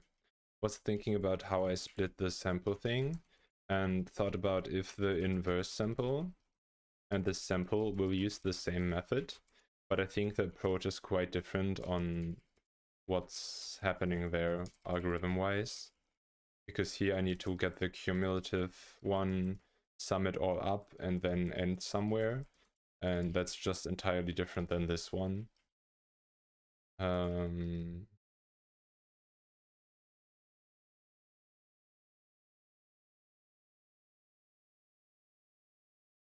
And then also I have the part where when I have this subsection, I will split like this graph into several parts. I will split it basically for each square. That each square has like its own part in that graph, and that will be determined basically by the amount of like this, the amount of squares. So basically I split it in equal many parts, and then they will not be equidistant in x value though, but in y value. So they basically say basically so much. So they if it's increasing, you have like 25%, 25%, 25%, 25%, which might be on the x value here, there, and there, right? So that's what's happening there. And then when I have the split, I pick random from one item in those ranges. And picking of the items there, for the picking of the items there, I roll a random number, I look at the chances, and when I do the cumulative PDF, then I can just pick where my roll landed between 0 and 1. And by that, I can choose the actual sample, the actual item, the actual goal. But I need that to be in PDF again. And I need to rescale the subsection.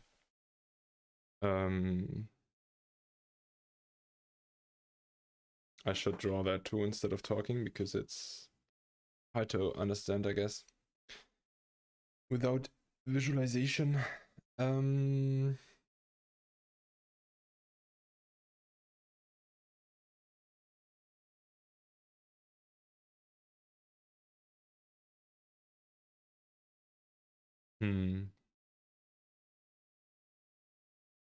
Okay.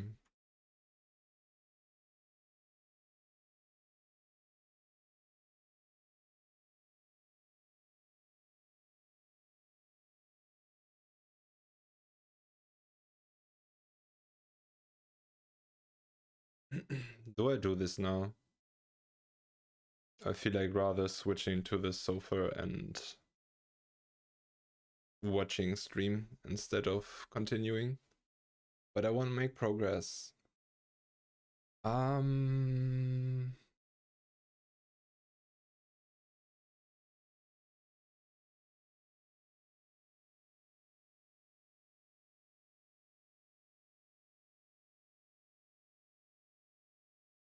What would be needed now is that I find out how to generate the graph. Which basically means something like I define a function that I call linear or something, and then linear would be, not sure if I will make it put it in this graph or in the separate class or something. Most likely separate. And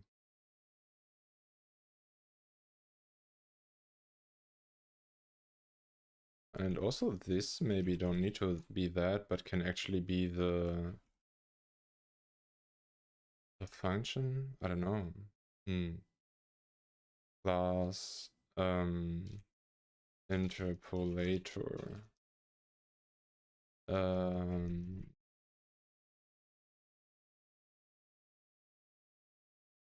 Constructor.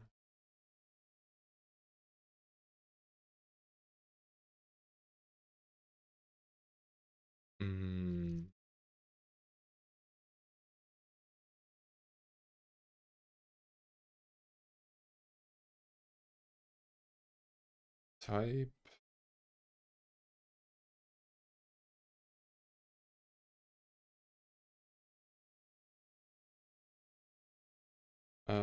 Type this type equals type. Okay. And then this would have linear. Oh, interesting. If I input the type, I could even switch. Let's just note that. I'll think about that when I actually use the method. Do I want the type here, or should this just be static function collection. Static function, static as in C++, C++ style. So let's say we have linear, just to think a bit about it, and then I'm not sure if I continue, but we'll just experiment with it. And we input an x value.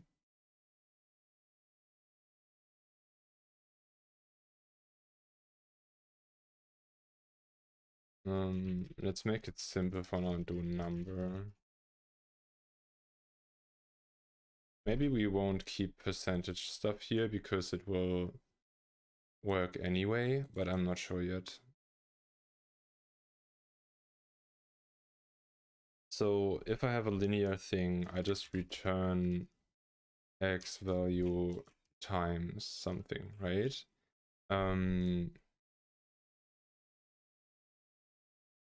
Times a factor. Or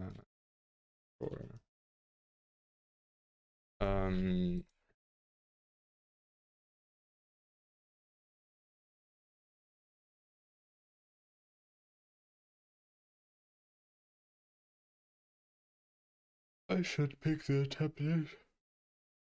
Oh.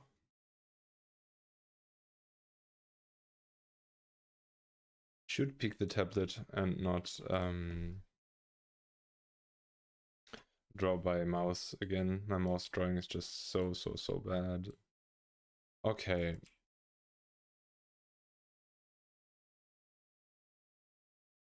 So we have a graph. We have sample points.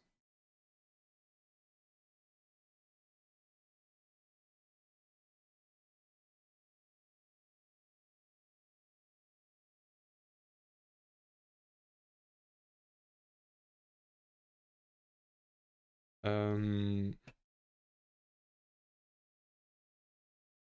I have an x value. So for example, this one.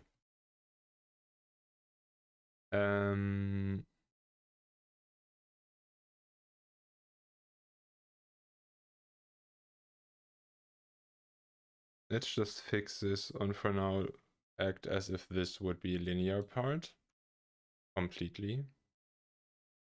So what I would need to do, well, this doesn't look linear. What I would need to do is calculate the slope. I hope that's called slope.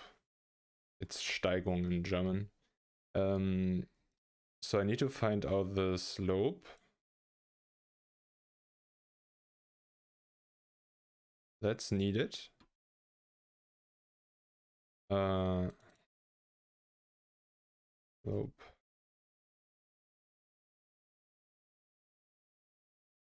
Maybe it's not a thing. Let me check. Translator. Steigung. No, slope is right. Oh, it's red because the variable does not exist. Slope should be right. Okay.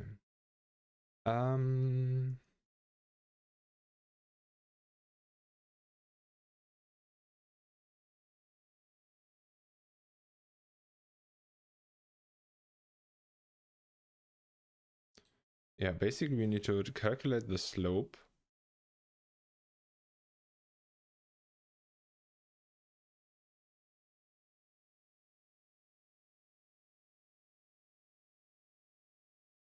In case of linear.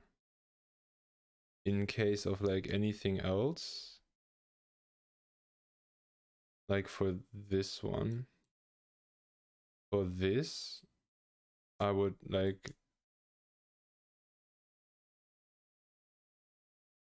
params. I would need to like find out all the perms of that curve, right? How is that in Synfig?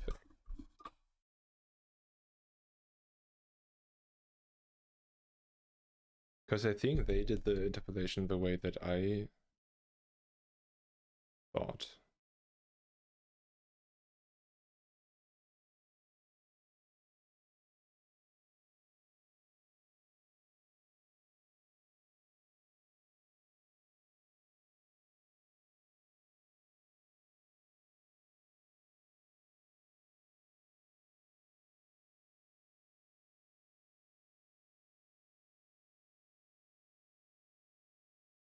Where is it?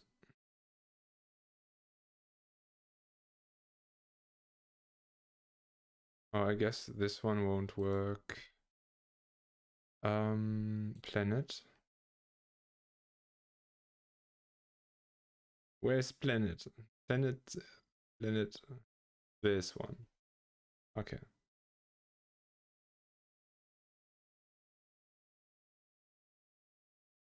No way, this is also not right.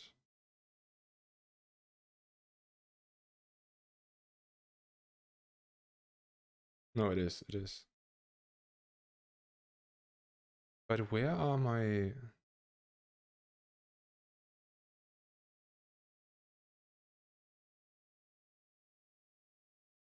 What?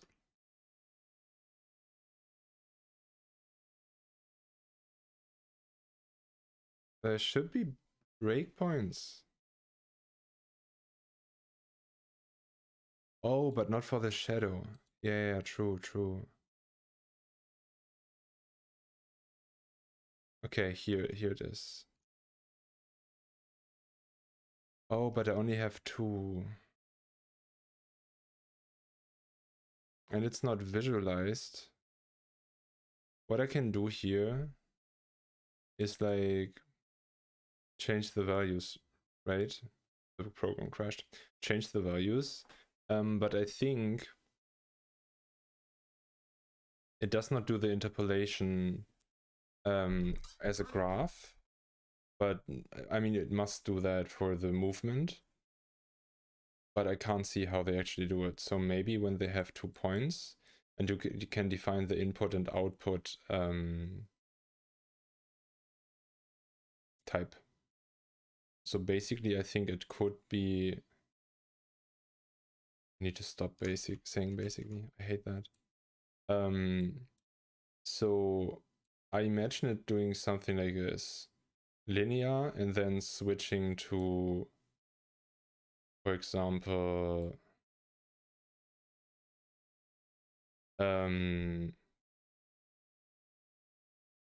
cubic or parable. But I don't know how they calculate that and how they define the switch point and where they put that. But in general, I think that's just... that doesn't give much, right? So I shouldn't do that. I should just... if you would want something like this, then just split it. Won't be too complex otherwise. So what we will do, we just remove the in and out and have just interpolation. Difficulty, chance. Oh, and then also this is no longer makes sense, right?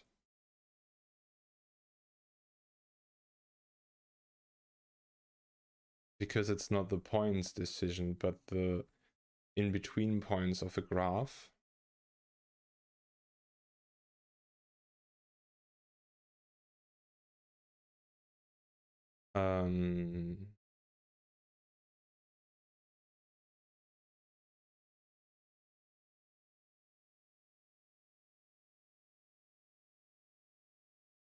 How do I do that?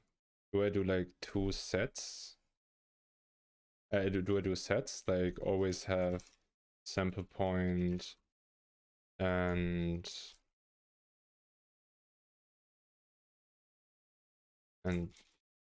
sample point, and then interpolation or interpolator. I could do it like that and then list these, and then the sample points would just be duplicated.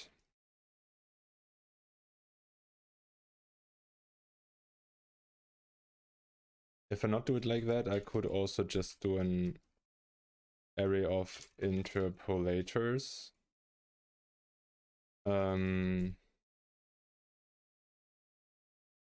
Next to the other array that we already have, which are the sample points, and then I just, you know, take this, take interpolator, take this, take interpolator.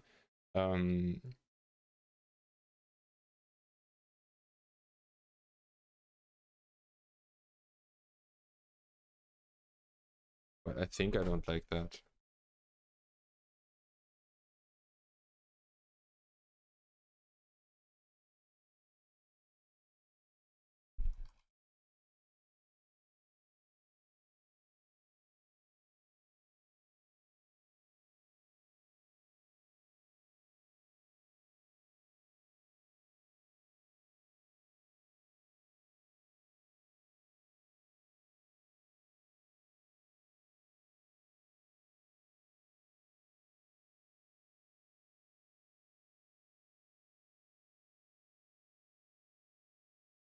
I think I want it like that.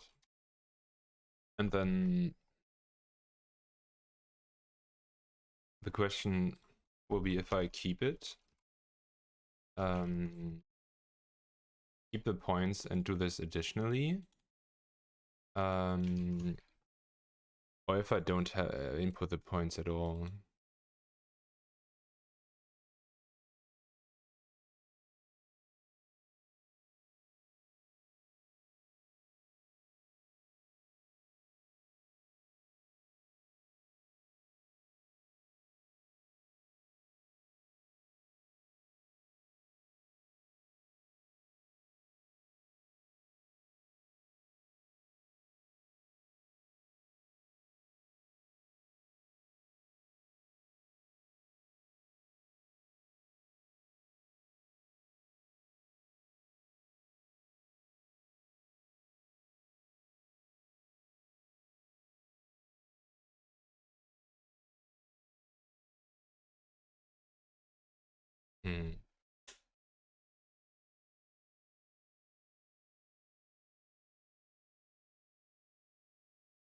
What happens if I have like a gap? If someone like inputs the sections wrong and I have a gap in the graph, that's like the case that I'm currently thinking about.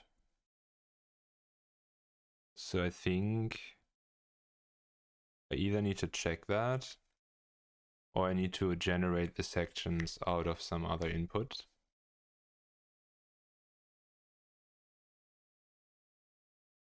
I know, it's quite weird.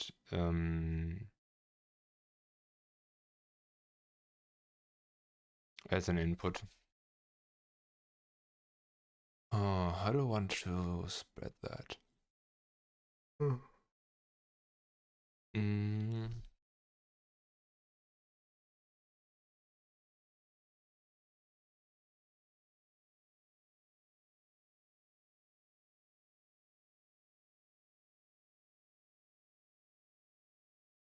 Because when you don't define it, I would need to assume some interpolation there, or just assume it to be null.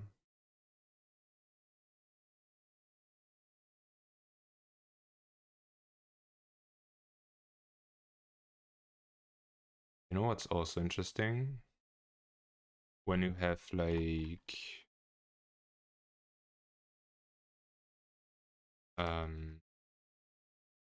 oh my god. You can also have constant, right? For example. So it's actually correct to have it like this because the sample point on the left end doesn't need to have the same difficulty value as on the right end. Because we can also have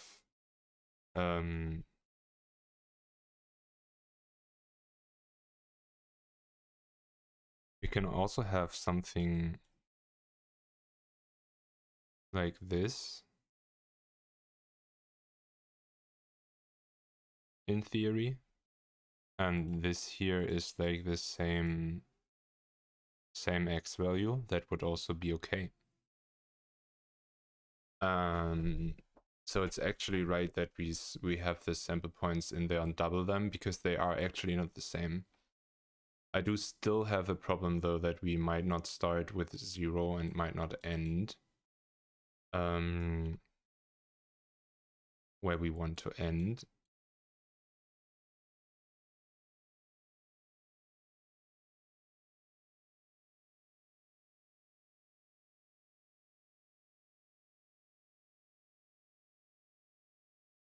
I want to check that. I think I get only the sections, but I want to check if they are right. And I think this is not user dependent, because I generate that out of the JSON. So I can just do it in the constructor and then throw the row. Oh my god, row. Okay, like that. This is illegal. Illegal.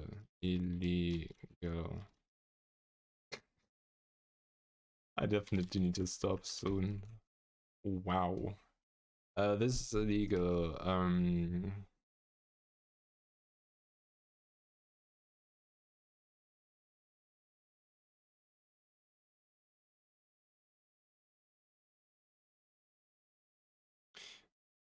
I could also just assume all to be 0 that is not defined.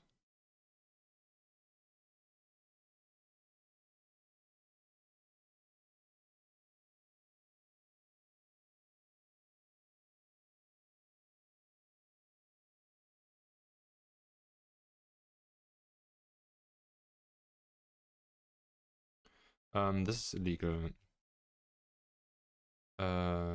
Sections must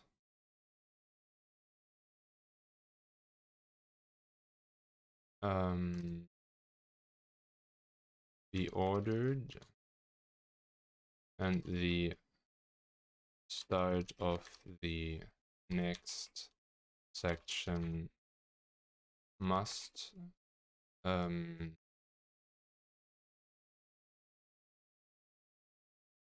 the start of the next section's x value must be equal to the refs to the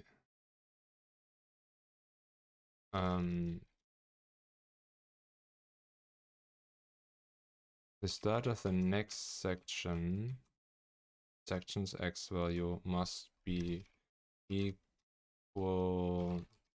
to the x value of the end of the current. Also, the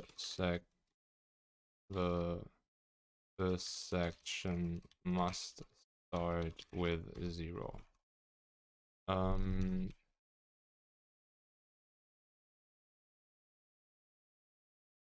If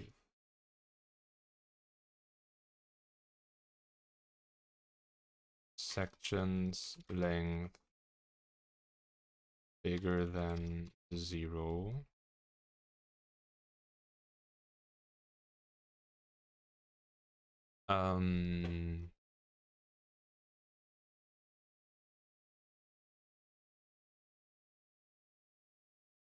if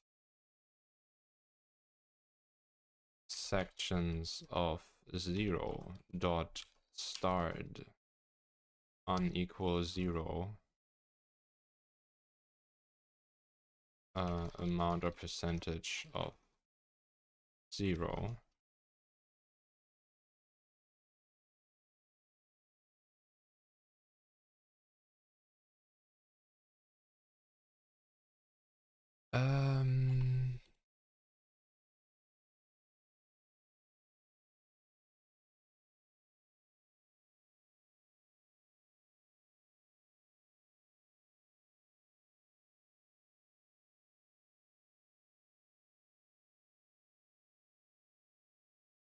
first section must start with 0 as x value. And then for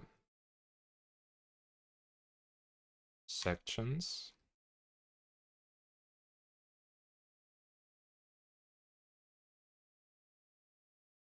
oh no, I can't do for each. Index number equal 0. Index not sections length.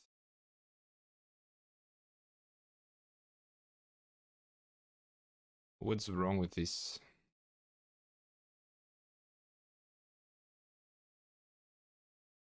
Let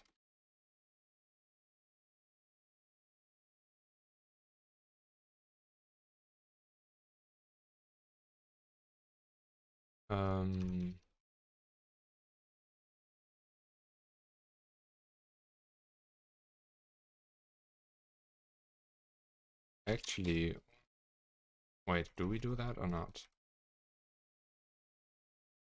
If I have 0, 1, 2, the first time I compare these two, second time I compare these two, but that I don't want another compare, which means that I actually want to do like one less.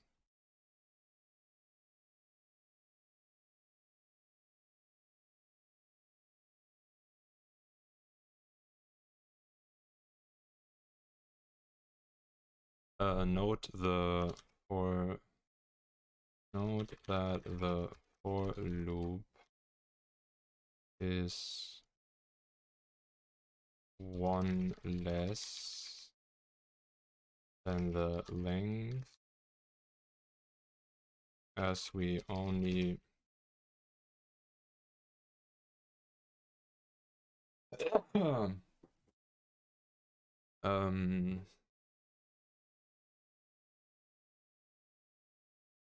as we only no, anyone can understand, I think, why I do that. I just want them to see it.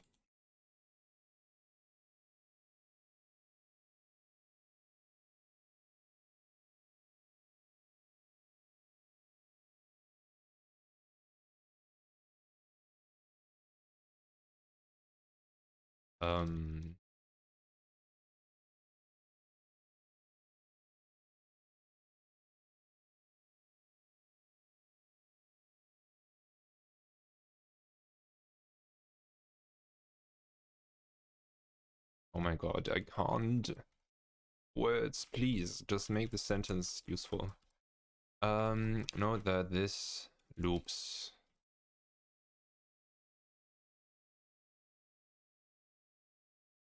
for one less than the sections given. One less loop. I don't know. Good enough. So what I will do here is section of index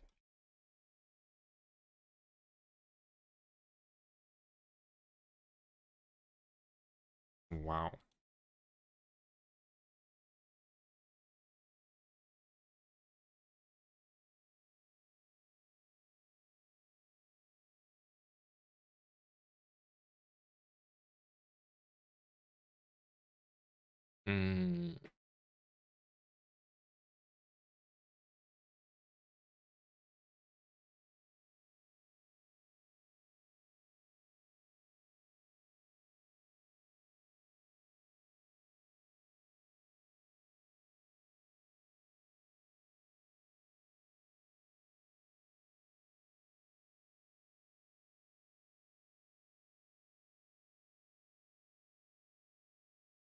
And by that now index plus 1 is valid to do. I did switch that though, so, and I'm not sure if these compares will work. Should note that. Do the compares work? Or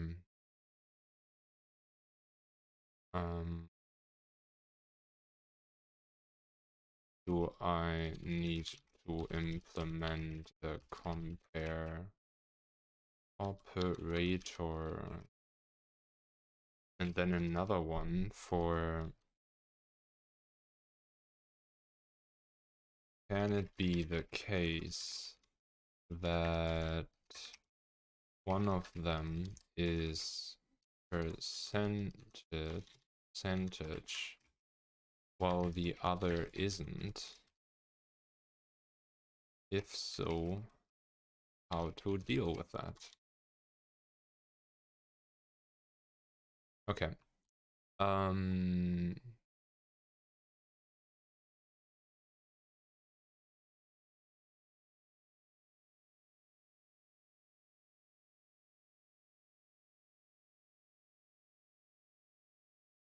Good. So if we have sections, I'm not sure if I'll also disallow empty, but I think that should be fine. So if we have them and the first one starts and does not start with 0, we throw this. And if any of the sections do not have fitting x values,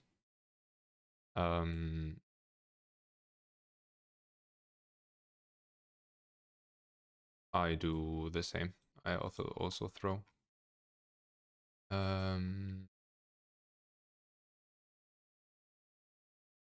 The graph's x value, the graph's y value. Not sure if I'll stick with these names or switch them to x and y at some point. Here actually I should also not work with x and y if I don't work with that here, right? We'll see how I like that in the end.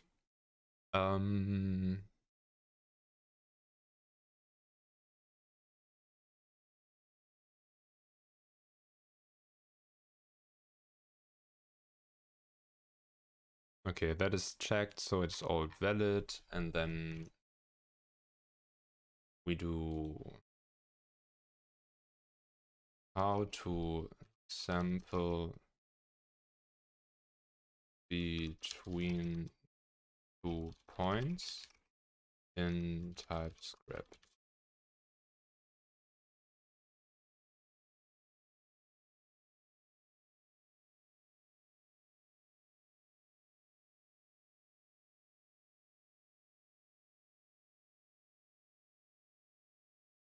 Okay, yeah, that's linear. That, yeah. I don't want that. Number of points I want sampled. What? Oh, I see. It does something. Yeah, that's fine. That's fine. Are there interpolation, predefined interpolation functions that I can just use instead of implementing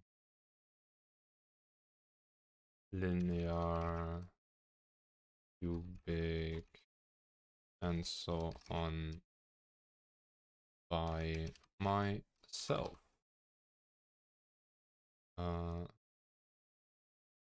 Also list all interpolation types available. Stop generating and do this. Okay.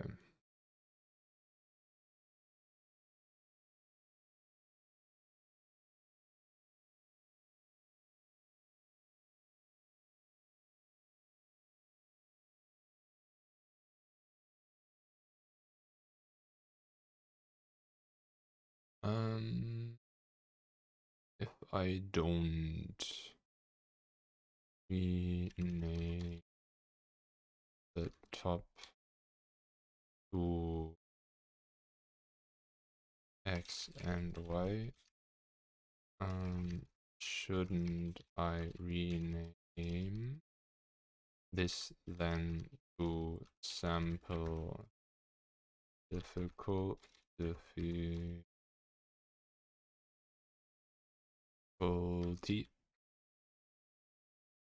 amount percentage? Oh, actually, that doesn't matter.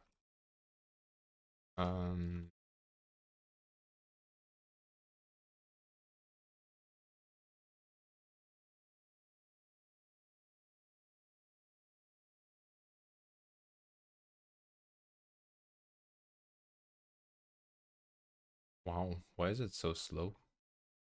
There are libraries and built-in functions and various programs that provide predefined applications. In TypeScript and JavaScript, you can use libraries like D3 interpolate, D3 scale for various types of interpolations. Here's a list of some common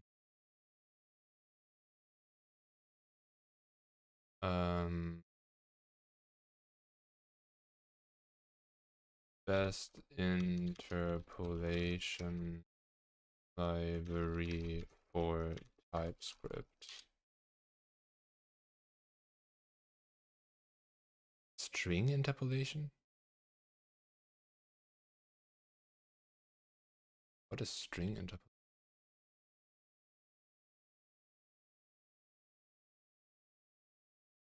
No, not what the fuck?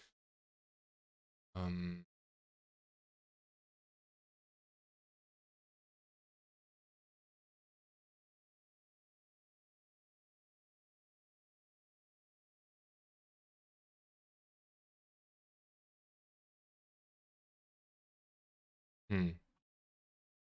I can just do, right?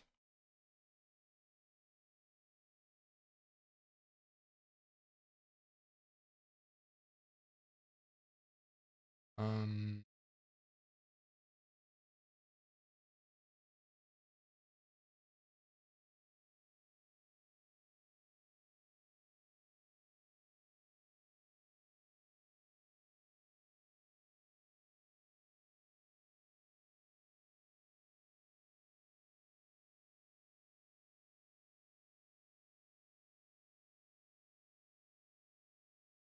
hmm.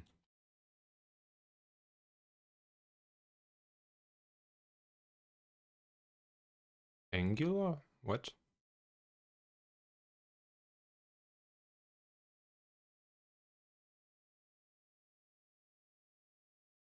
That is string interpolation? Interesting, I didn't know.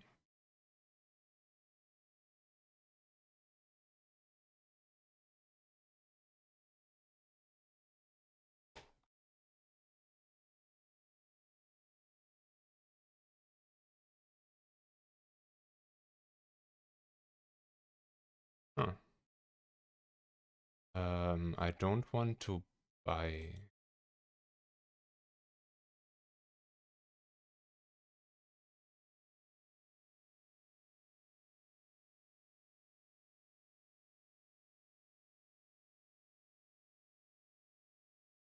Wait, is this actually?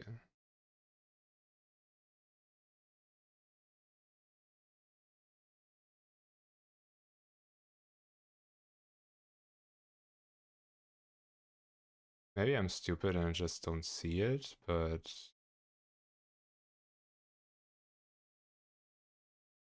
no, thank you.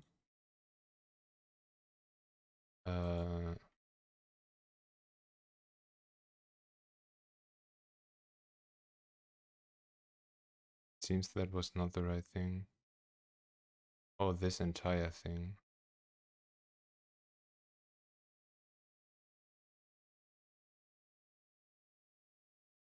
Um,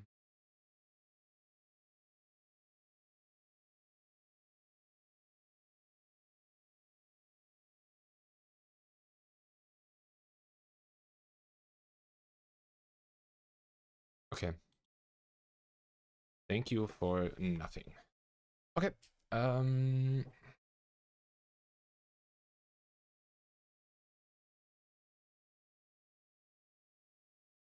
Perfect interpolation for animated multiplayer cursor.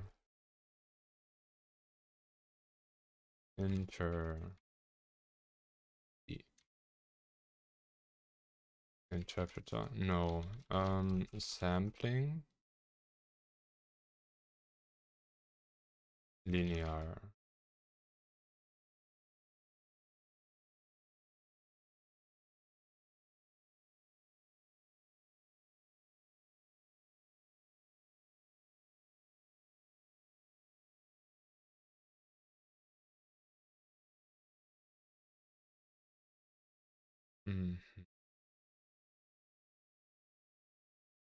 Where do I see if this is big or not?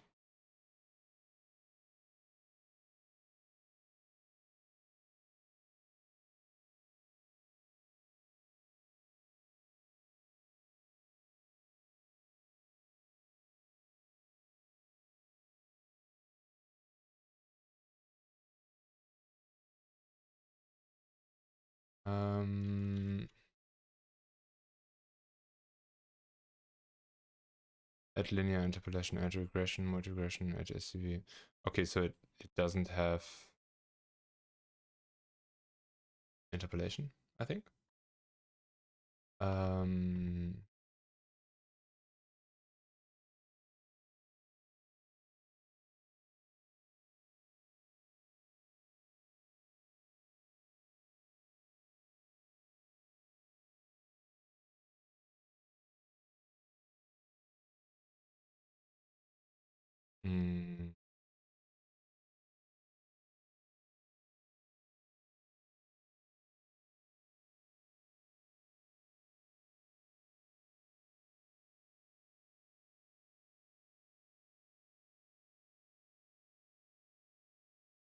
Cubic.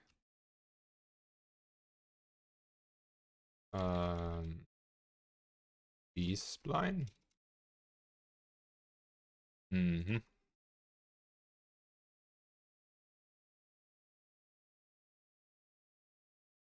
Integrate. Interesting.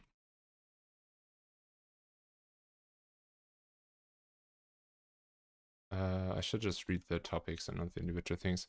For example, calligraphy, matrices, number theory, numeric,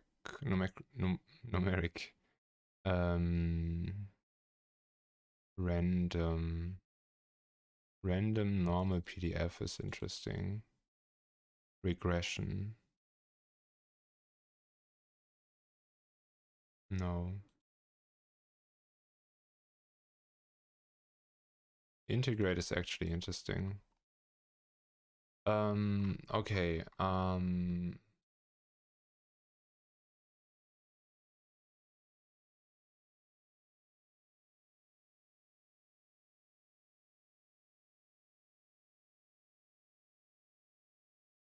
No.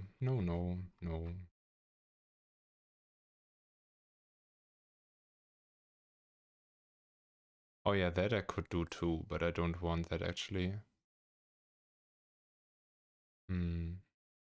Must go through the control points, right? Oh, that's actually interesting. If I want the interpolation in a way that it's smooth at the corners, which would be B-spline, right?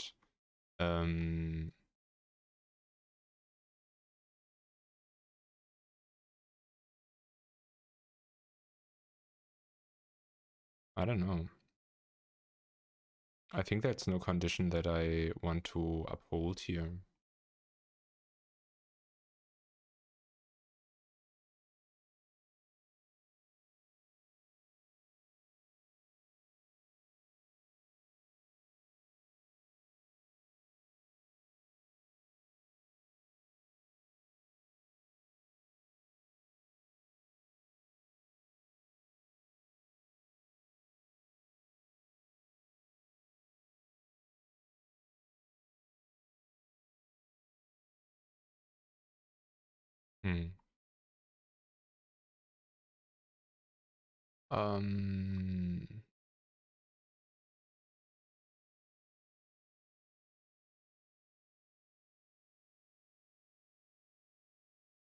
Okay.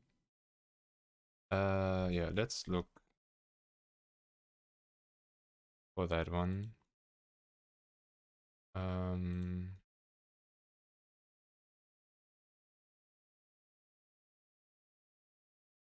Crazy how much easier it is to find those things with this. And I think like as of 2021, nothing will have hugely changed. So I guess this will just work and is as intended. Interesting, 2 years ago. Nothing changed since then.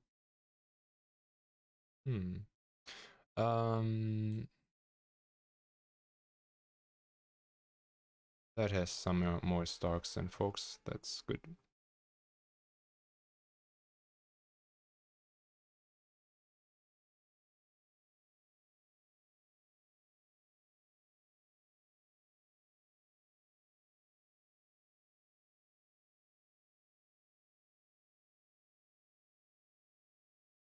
Mm-hmm.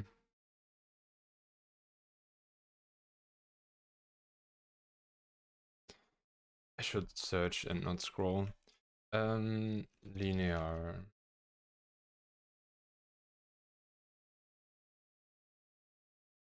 Cubic.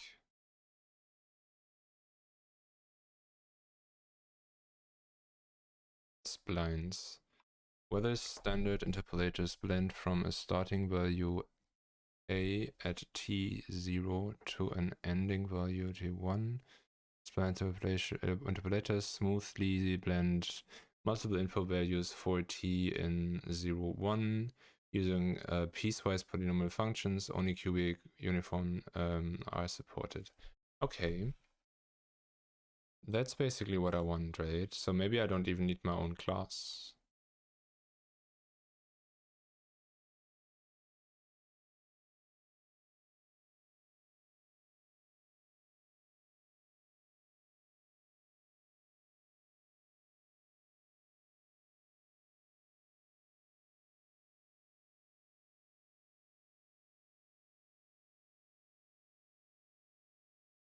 Yeah, that's exactly what I want.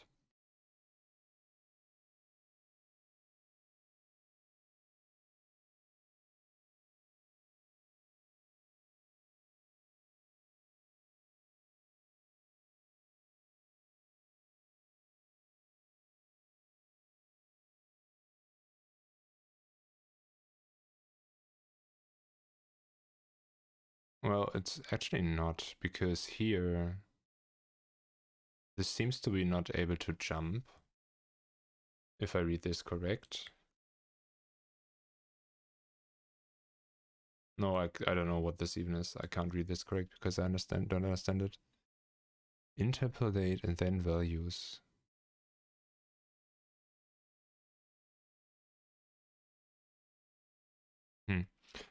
Okay.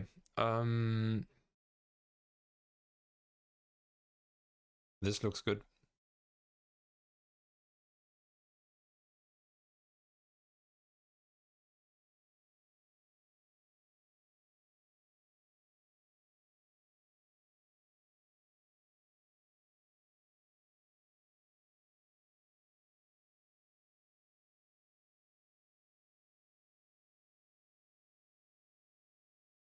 Yo, you can do it here directly. Cubic.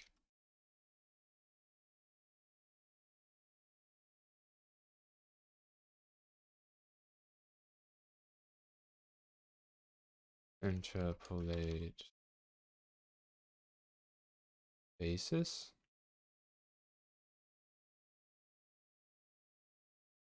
No.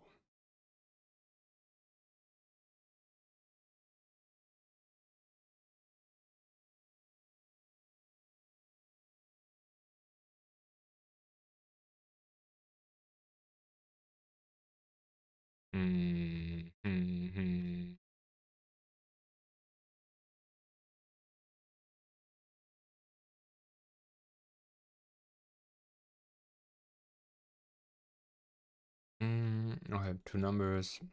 Interpolate except round value nearest integer. Um,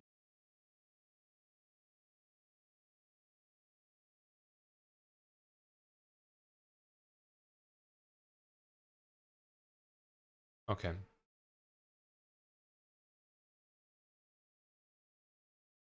I'm not quite sure how this is then piecewise.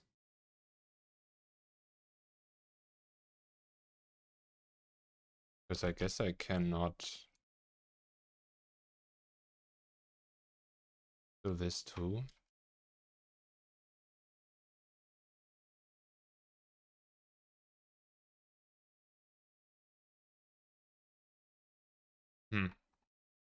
Um,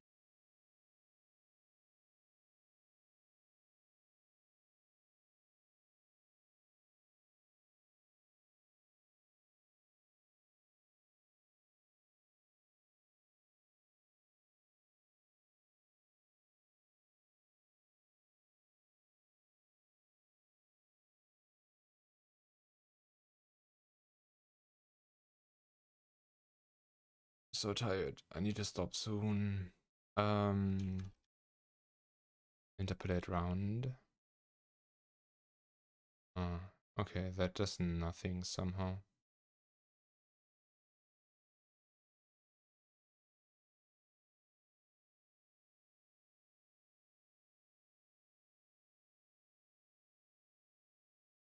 Yeah, but it doesn't matter. I can just check the documentation in the end.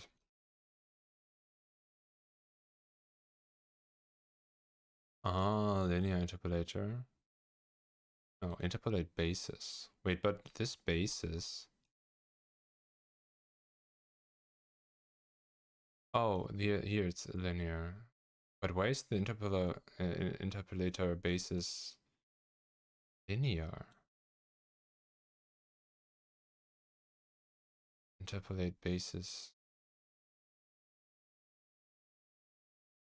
Where's the difference?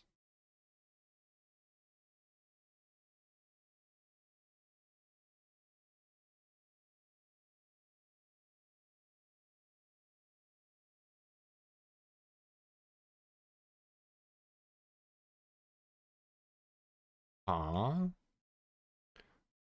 interpolator.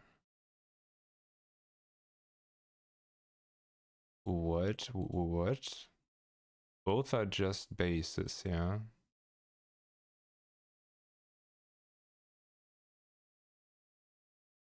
Wait, what is this?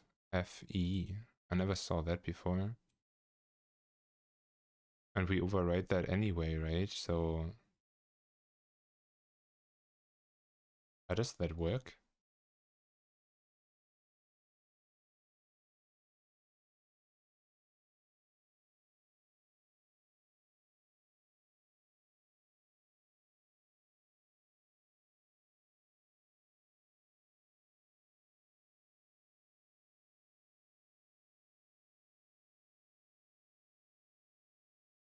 Okay.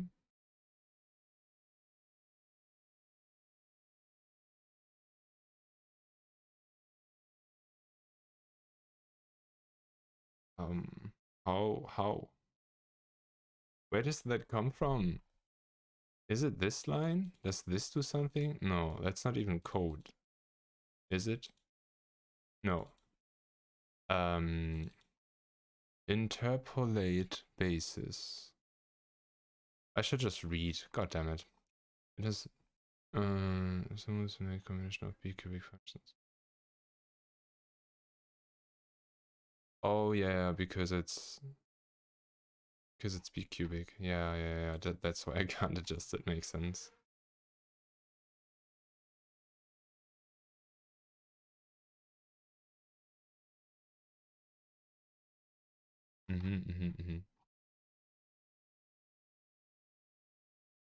Yeah, but we want this, I think.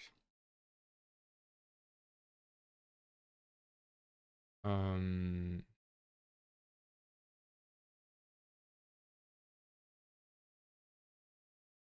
not sure if I directly want to use that one or another one. No, I need to switch. This is so weird to me. I need to switch the mode. And I just don't see how to do it here. Interpolate number. Okay.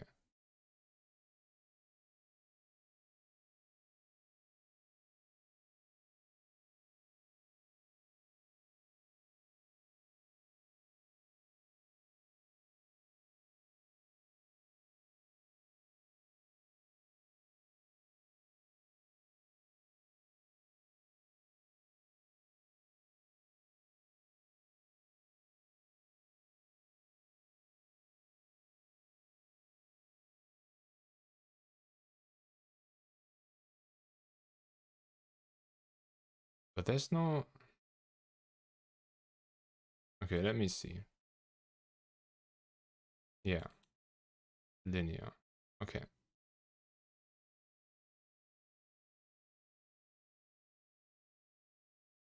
Wait, number? Why is this number?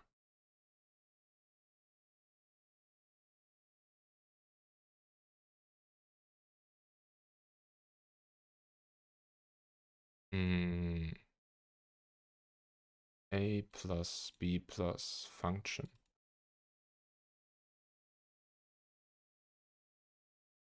Weird. Where does T come from?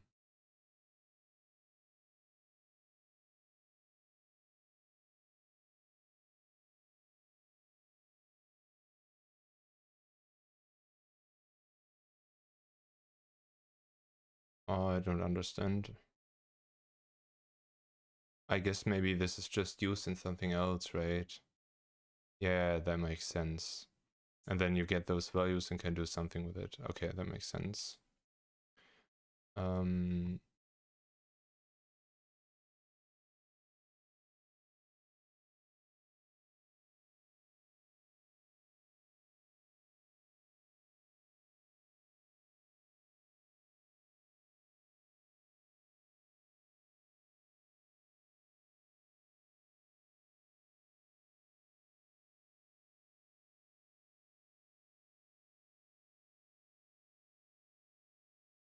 Possibly the general interpolate method can deal with that, but I'm not sure.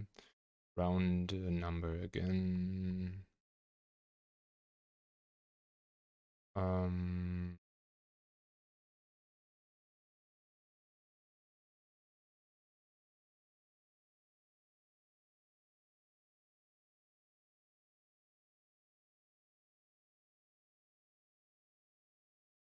Interpolate.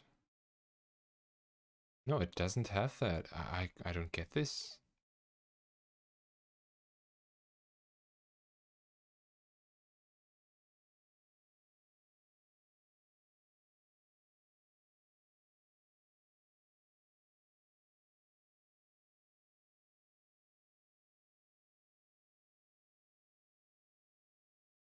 Uh-huh.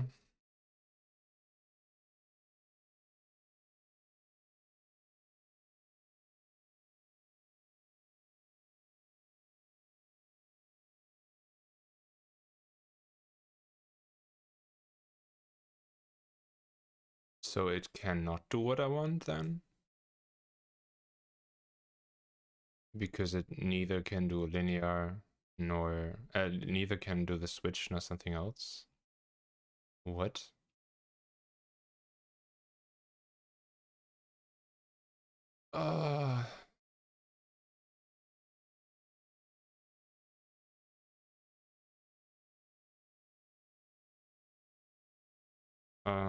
How can I do a cubic interpolation with D3 3?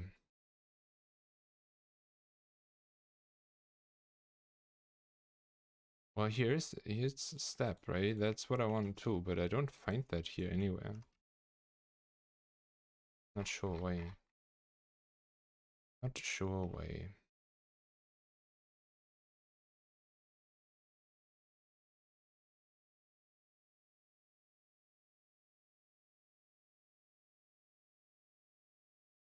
Spring could be interesting, but not for this.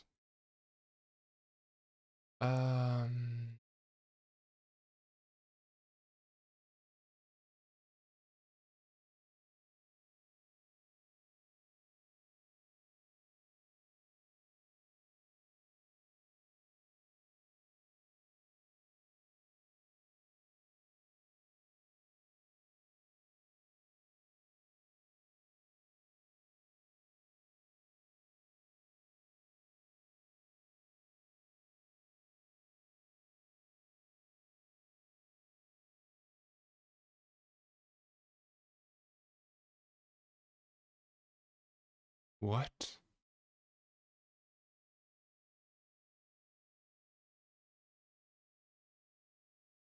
I mean, I define that here, and then I use it differently here. Like, that's not correct code, is it?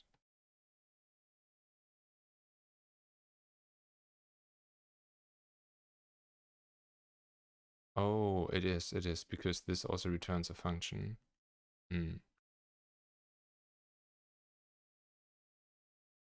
Wait, interpolate cubic. But why don't I find this here? Doesn't exist? Okay.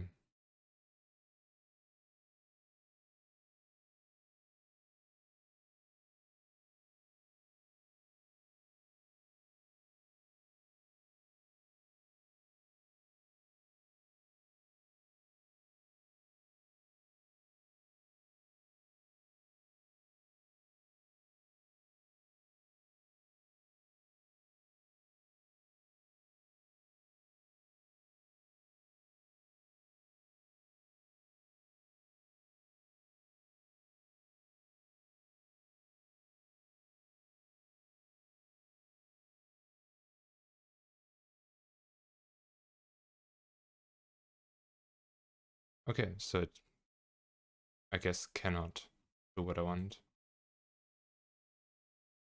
Low dash, oh, I see.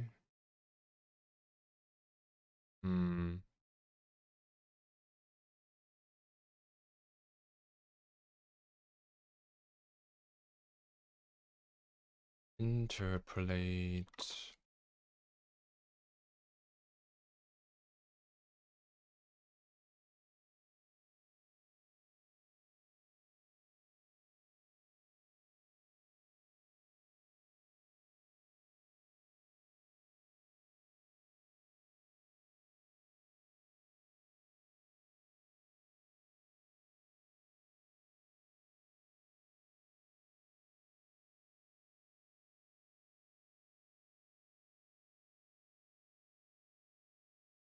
What?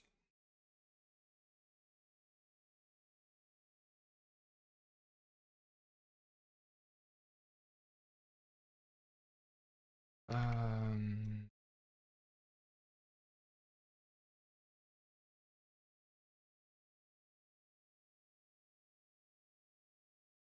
Give me a library that can do that, as well as linear constant.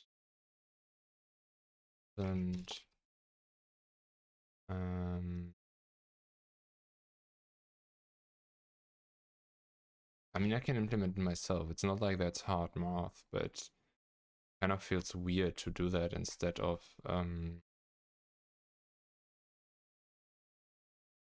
you know, just using library for such an often used thing.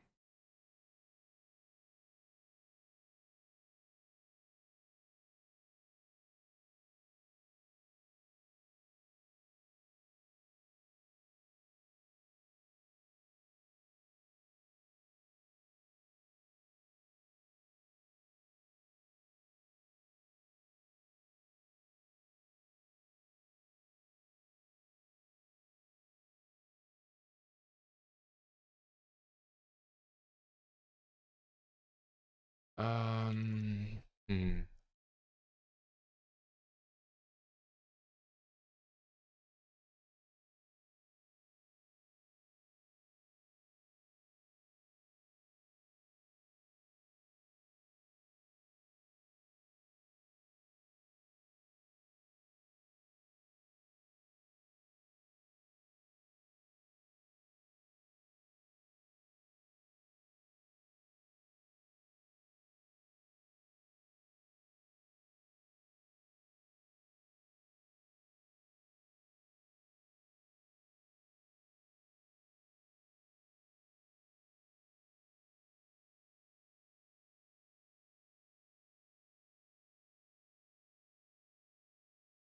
I think maybe we just implement it completely.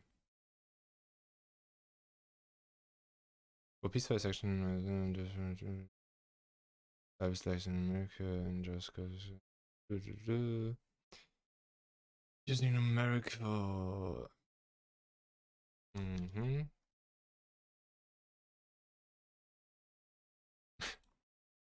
JavaScript.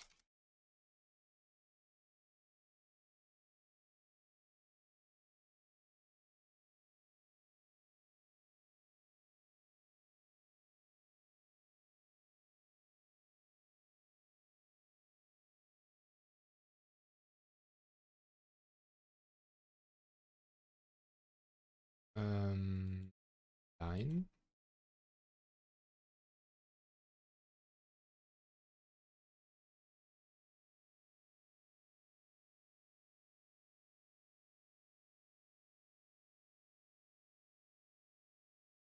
This is all not helpful.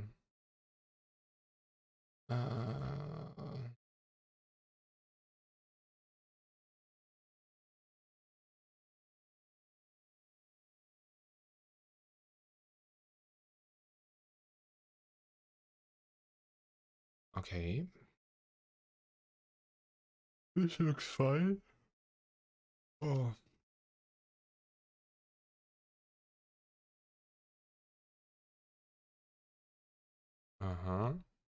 Interpolation method. Interpolations. Index modulo interpolationing. Okay. Weird.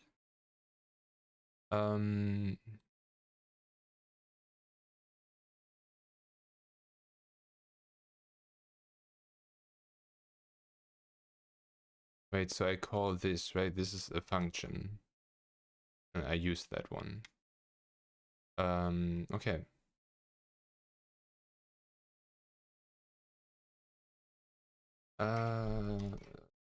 Library JavaScript.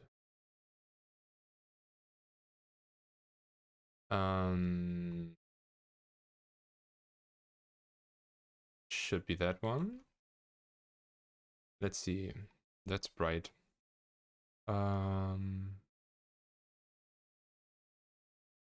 Wait, where did I download something? Nah. Documentation. Numeric cubic.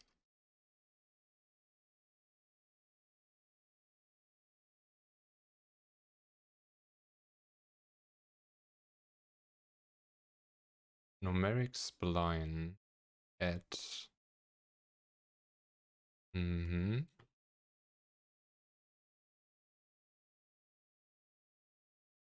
interesting.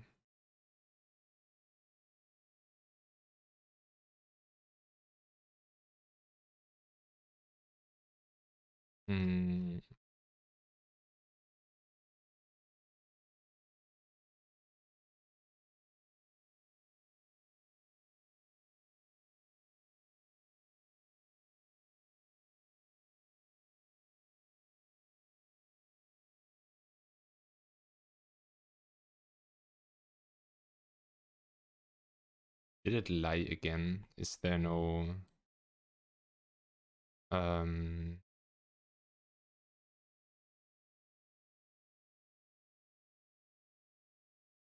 linear interpolation again? Interpolation. What?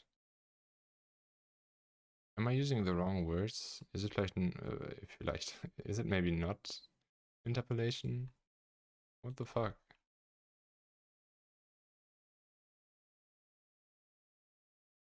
What is this? What is this?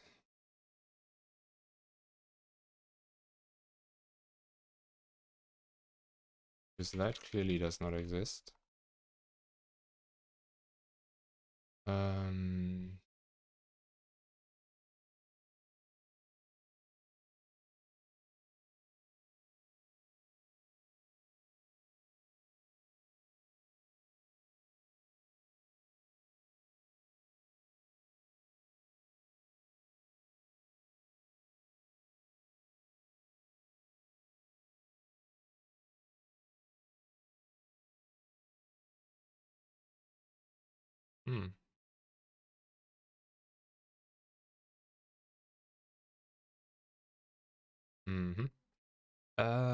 Okay.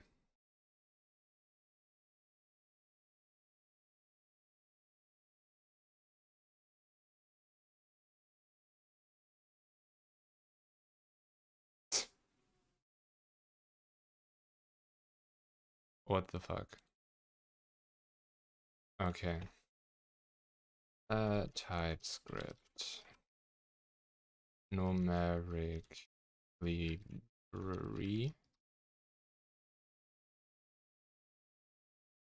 Explain.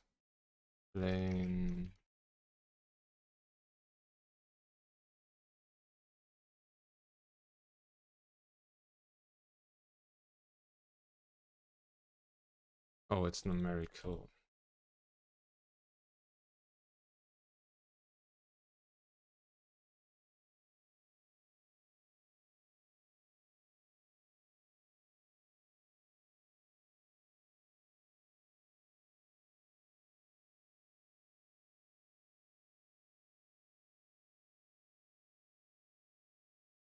So bad.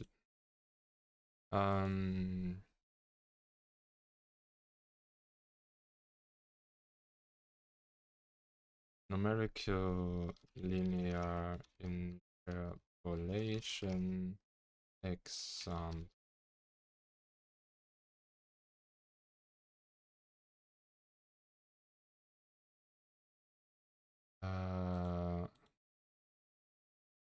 JavaScript library.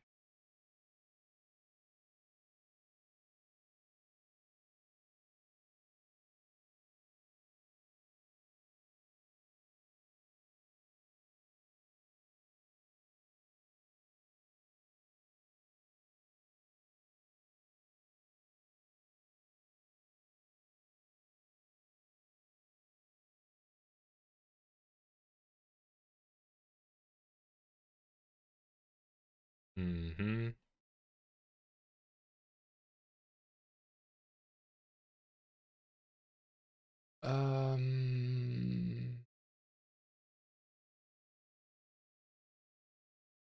Linear interpolation.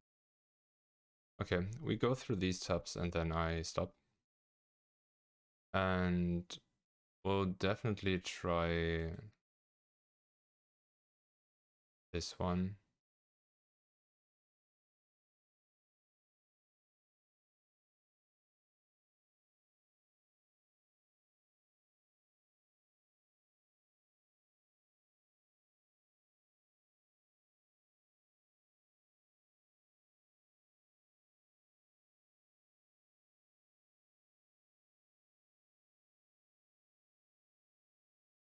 So let's do a note section here. And then I'll be done for today. Not much progress, just because I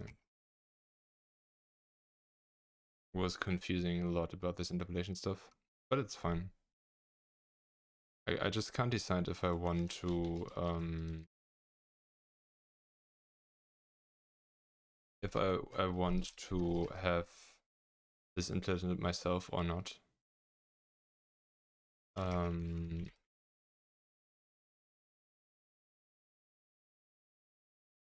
Because I rather have a real library.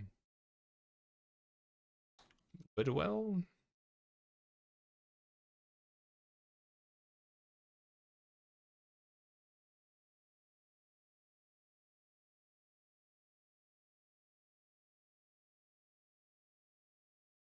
it's not like linear is the problem, it's the rest. I've applied general manipulation libraries and installation usage.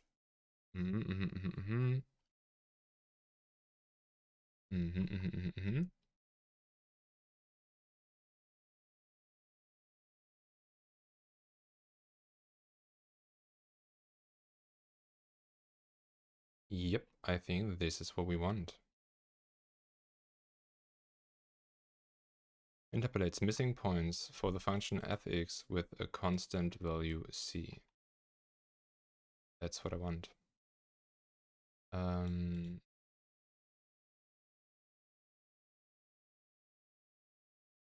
Oh, interesting, but it always maps that to an array. Right? What is the output? The output is 10, 1, 0, null.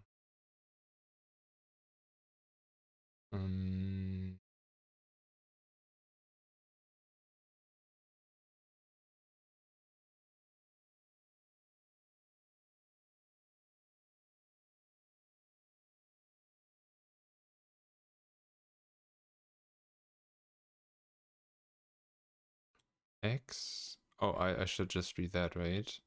Some arbitrary value, set of n for which the value f of x is known, set of n values such that... Oh, I see. So the end there is the interpolation, and this is what I want to know. The 3 positions, and there seems to be a null at 0.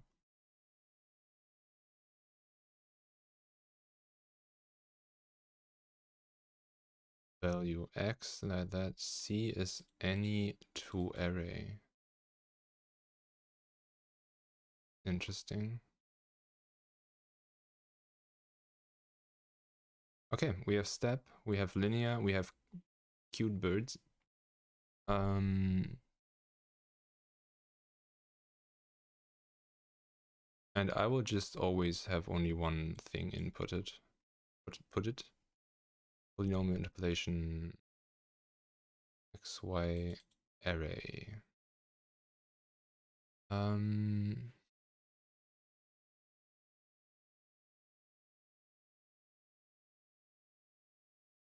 Oh, there's just parenthesis missing.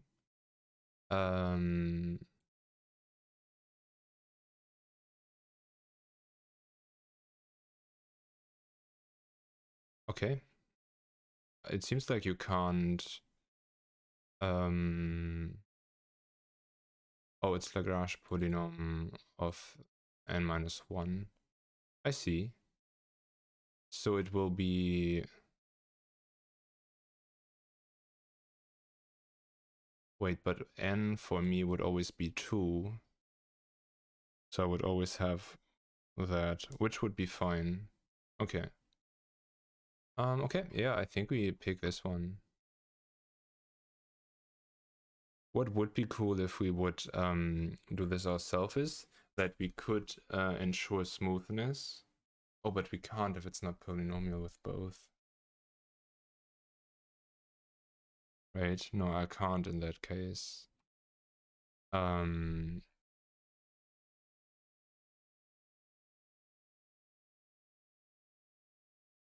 So if I have the sections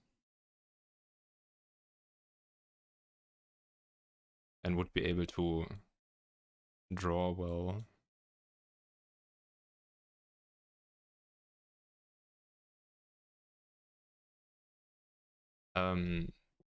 this cannot be smooth, or this is not guaranteed to be smooth.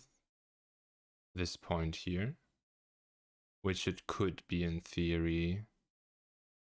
So I could, if I would have sample here and there, like instead of this, well, it would never look like this, right? It would, because it's the Lagrange thing, something like that. And then the next section would, or it wouldn't be, I don't know what the English word is, steady maybe. So what I think I should do,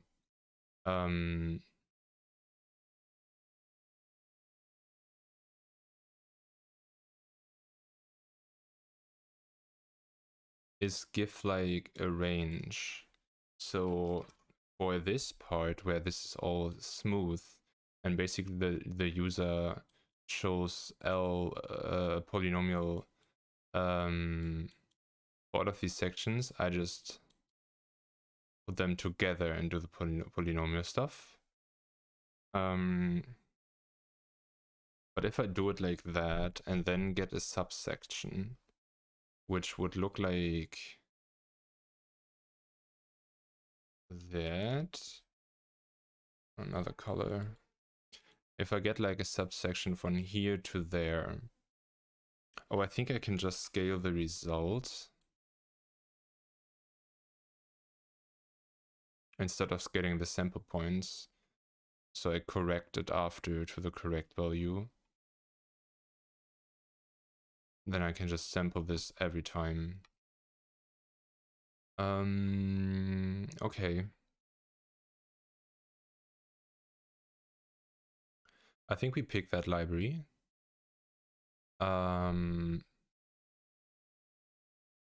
What would happen if I put all sample points in there? Always.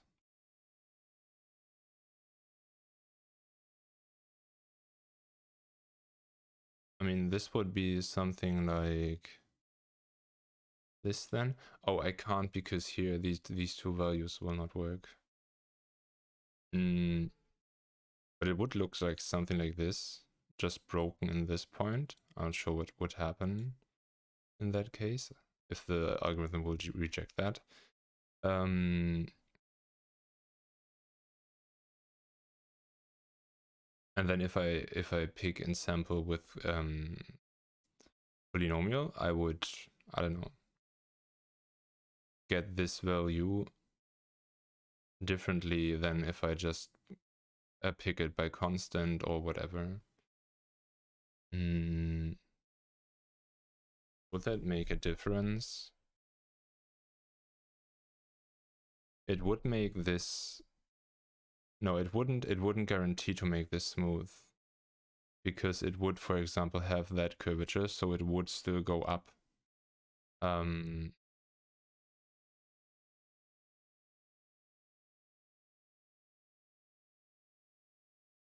Except if I maybe can make the endpoint always have no slope. But I guess I can't do that in the program, with the algorithm, the library. Okay, but yeah, that would in theory be something that I could do, that I guarantee that at these sections or sample points where I have no smooth things, I could assure that it's always smooth in this sample point when the next thing is polynomial. That I could do when I would do that myself. But then I would need to write the entire polynomial thing, which I don't want to. So I guess we just accept that. Okay, so not this, but actually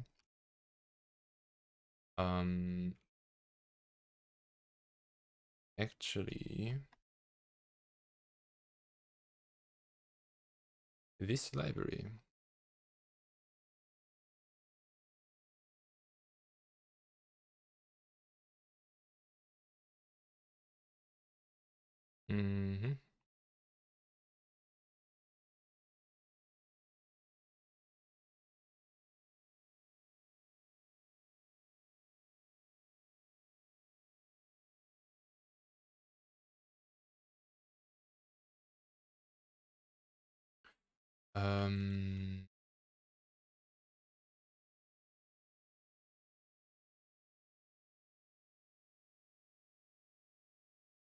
I wonder how I use that one. Oh, here it is. Install Evaporate. Okay.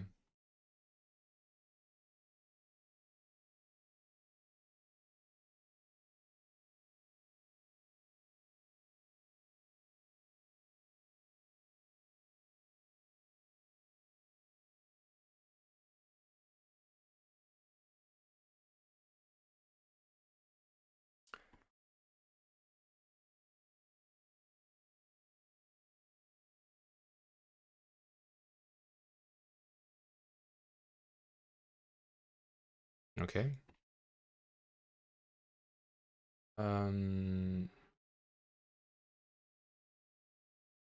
We have that.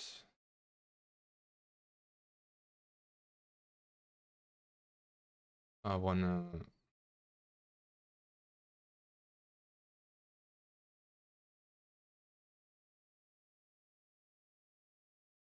How do I get the thing? Can I just make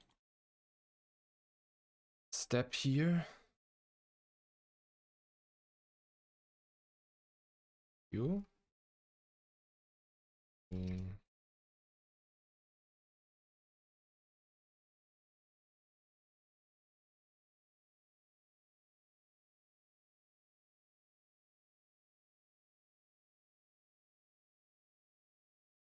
Mm.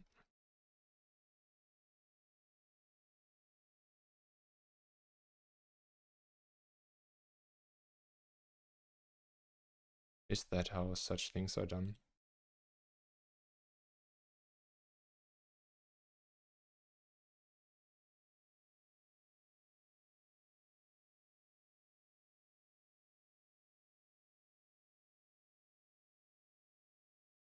Let's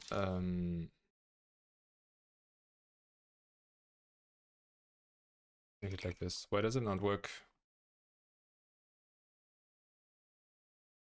Var value require evaporate value. Me stupid.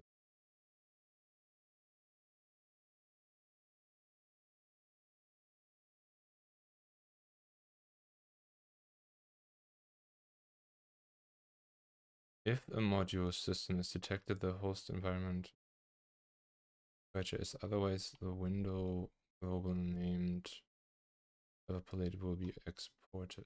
Okay. Where's the app?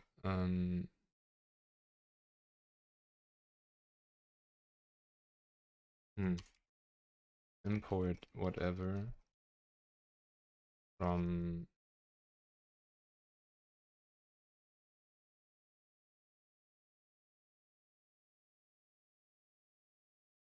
evaporate. Doesn't know it. It seems like. Oh.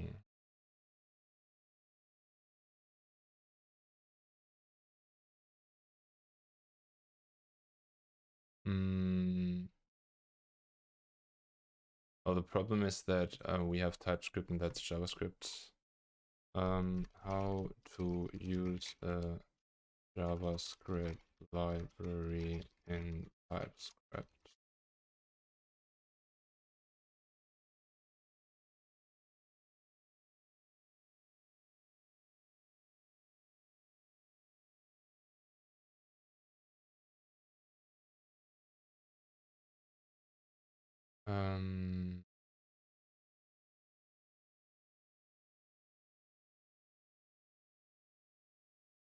Well, is it popular enough is the question.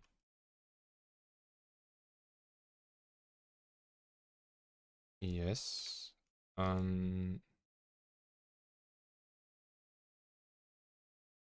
Okay, add types slash evaporate, right?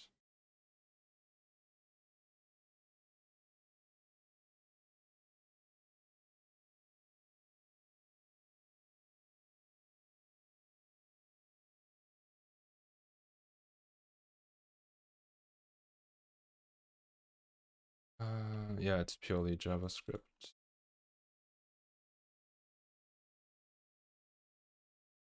Oh, purely JavaScript. So what do we do?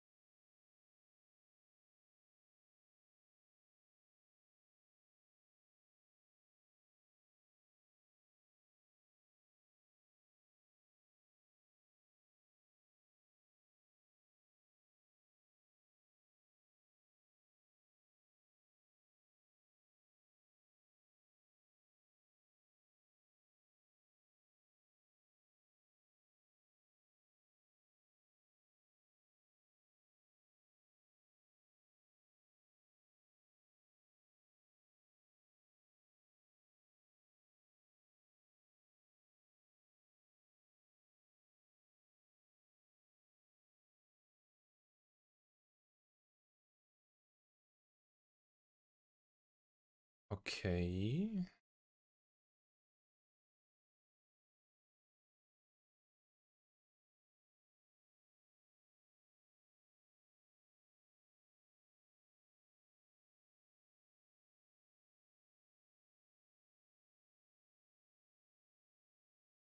Will this only work for the next line, or what is this?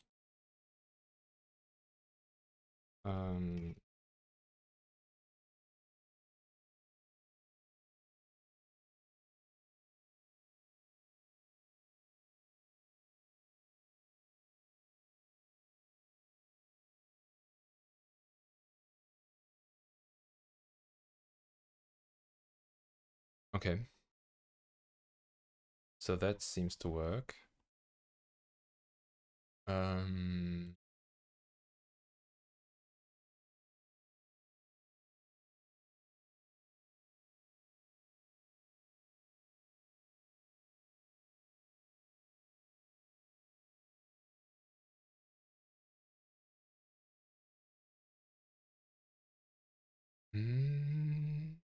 Ooh, it's late already. I don't know if the bingo already started. Should check that. Else I'll miss it. Damn,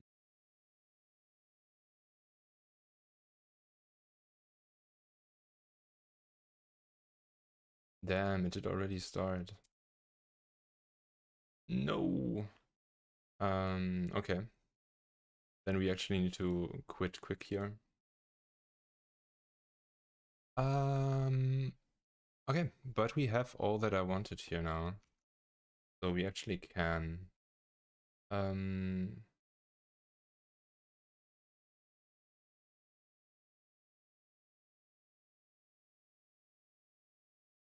Okay, so we have that now. We have this beautiful library.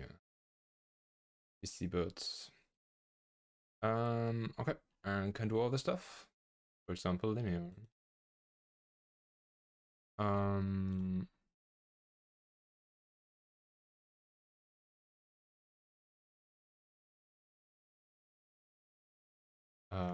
Linear. Interesting that it can't guess the things though. Yeah, okay. Works. Then next time we'll continue here and just use it with the library.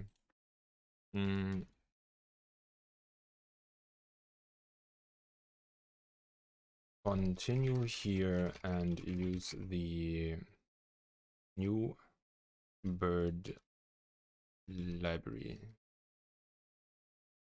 Bird library. Okay.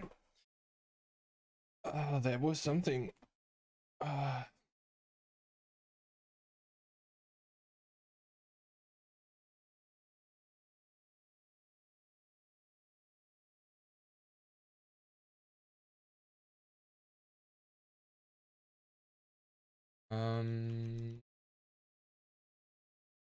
I also want to link the victory documentation, I think.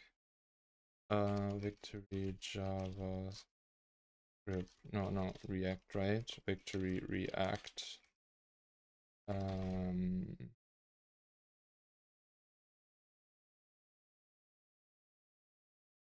then is there documentation somewhere? Here. Okay.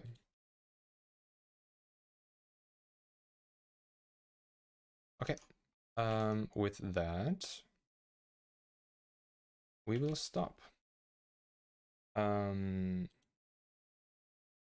This looks still the same compared to when we started. But things in the background changed. We split up the stuff. We made the board safer and switched in the view. We made the structure in general here in the view. We now use that with get board, copy that one there, and then started with the planning the graph. Oh, and we also spent quite a while thinking and adjusting the generator stages and added the new subsections that will apply here. Yeah, and now we can do the first step actually, or I started with the first step. And that went okay. Would definitely been better if I would be really fit today.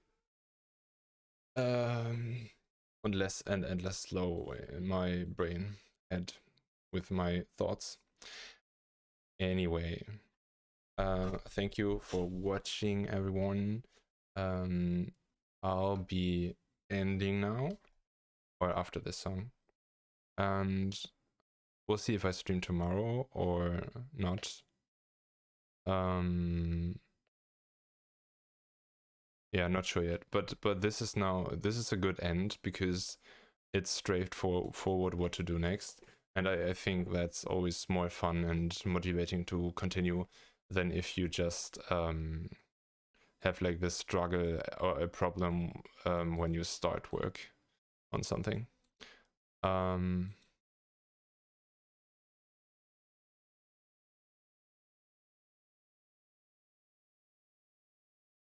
Let's fix that real quick. So that's already the right things. Oh, polynomial line linear, I think. Linear. Okay. With that, end screen. Thanks again.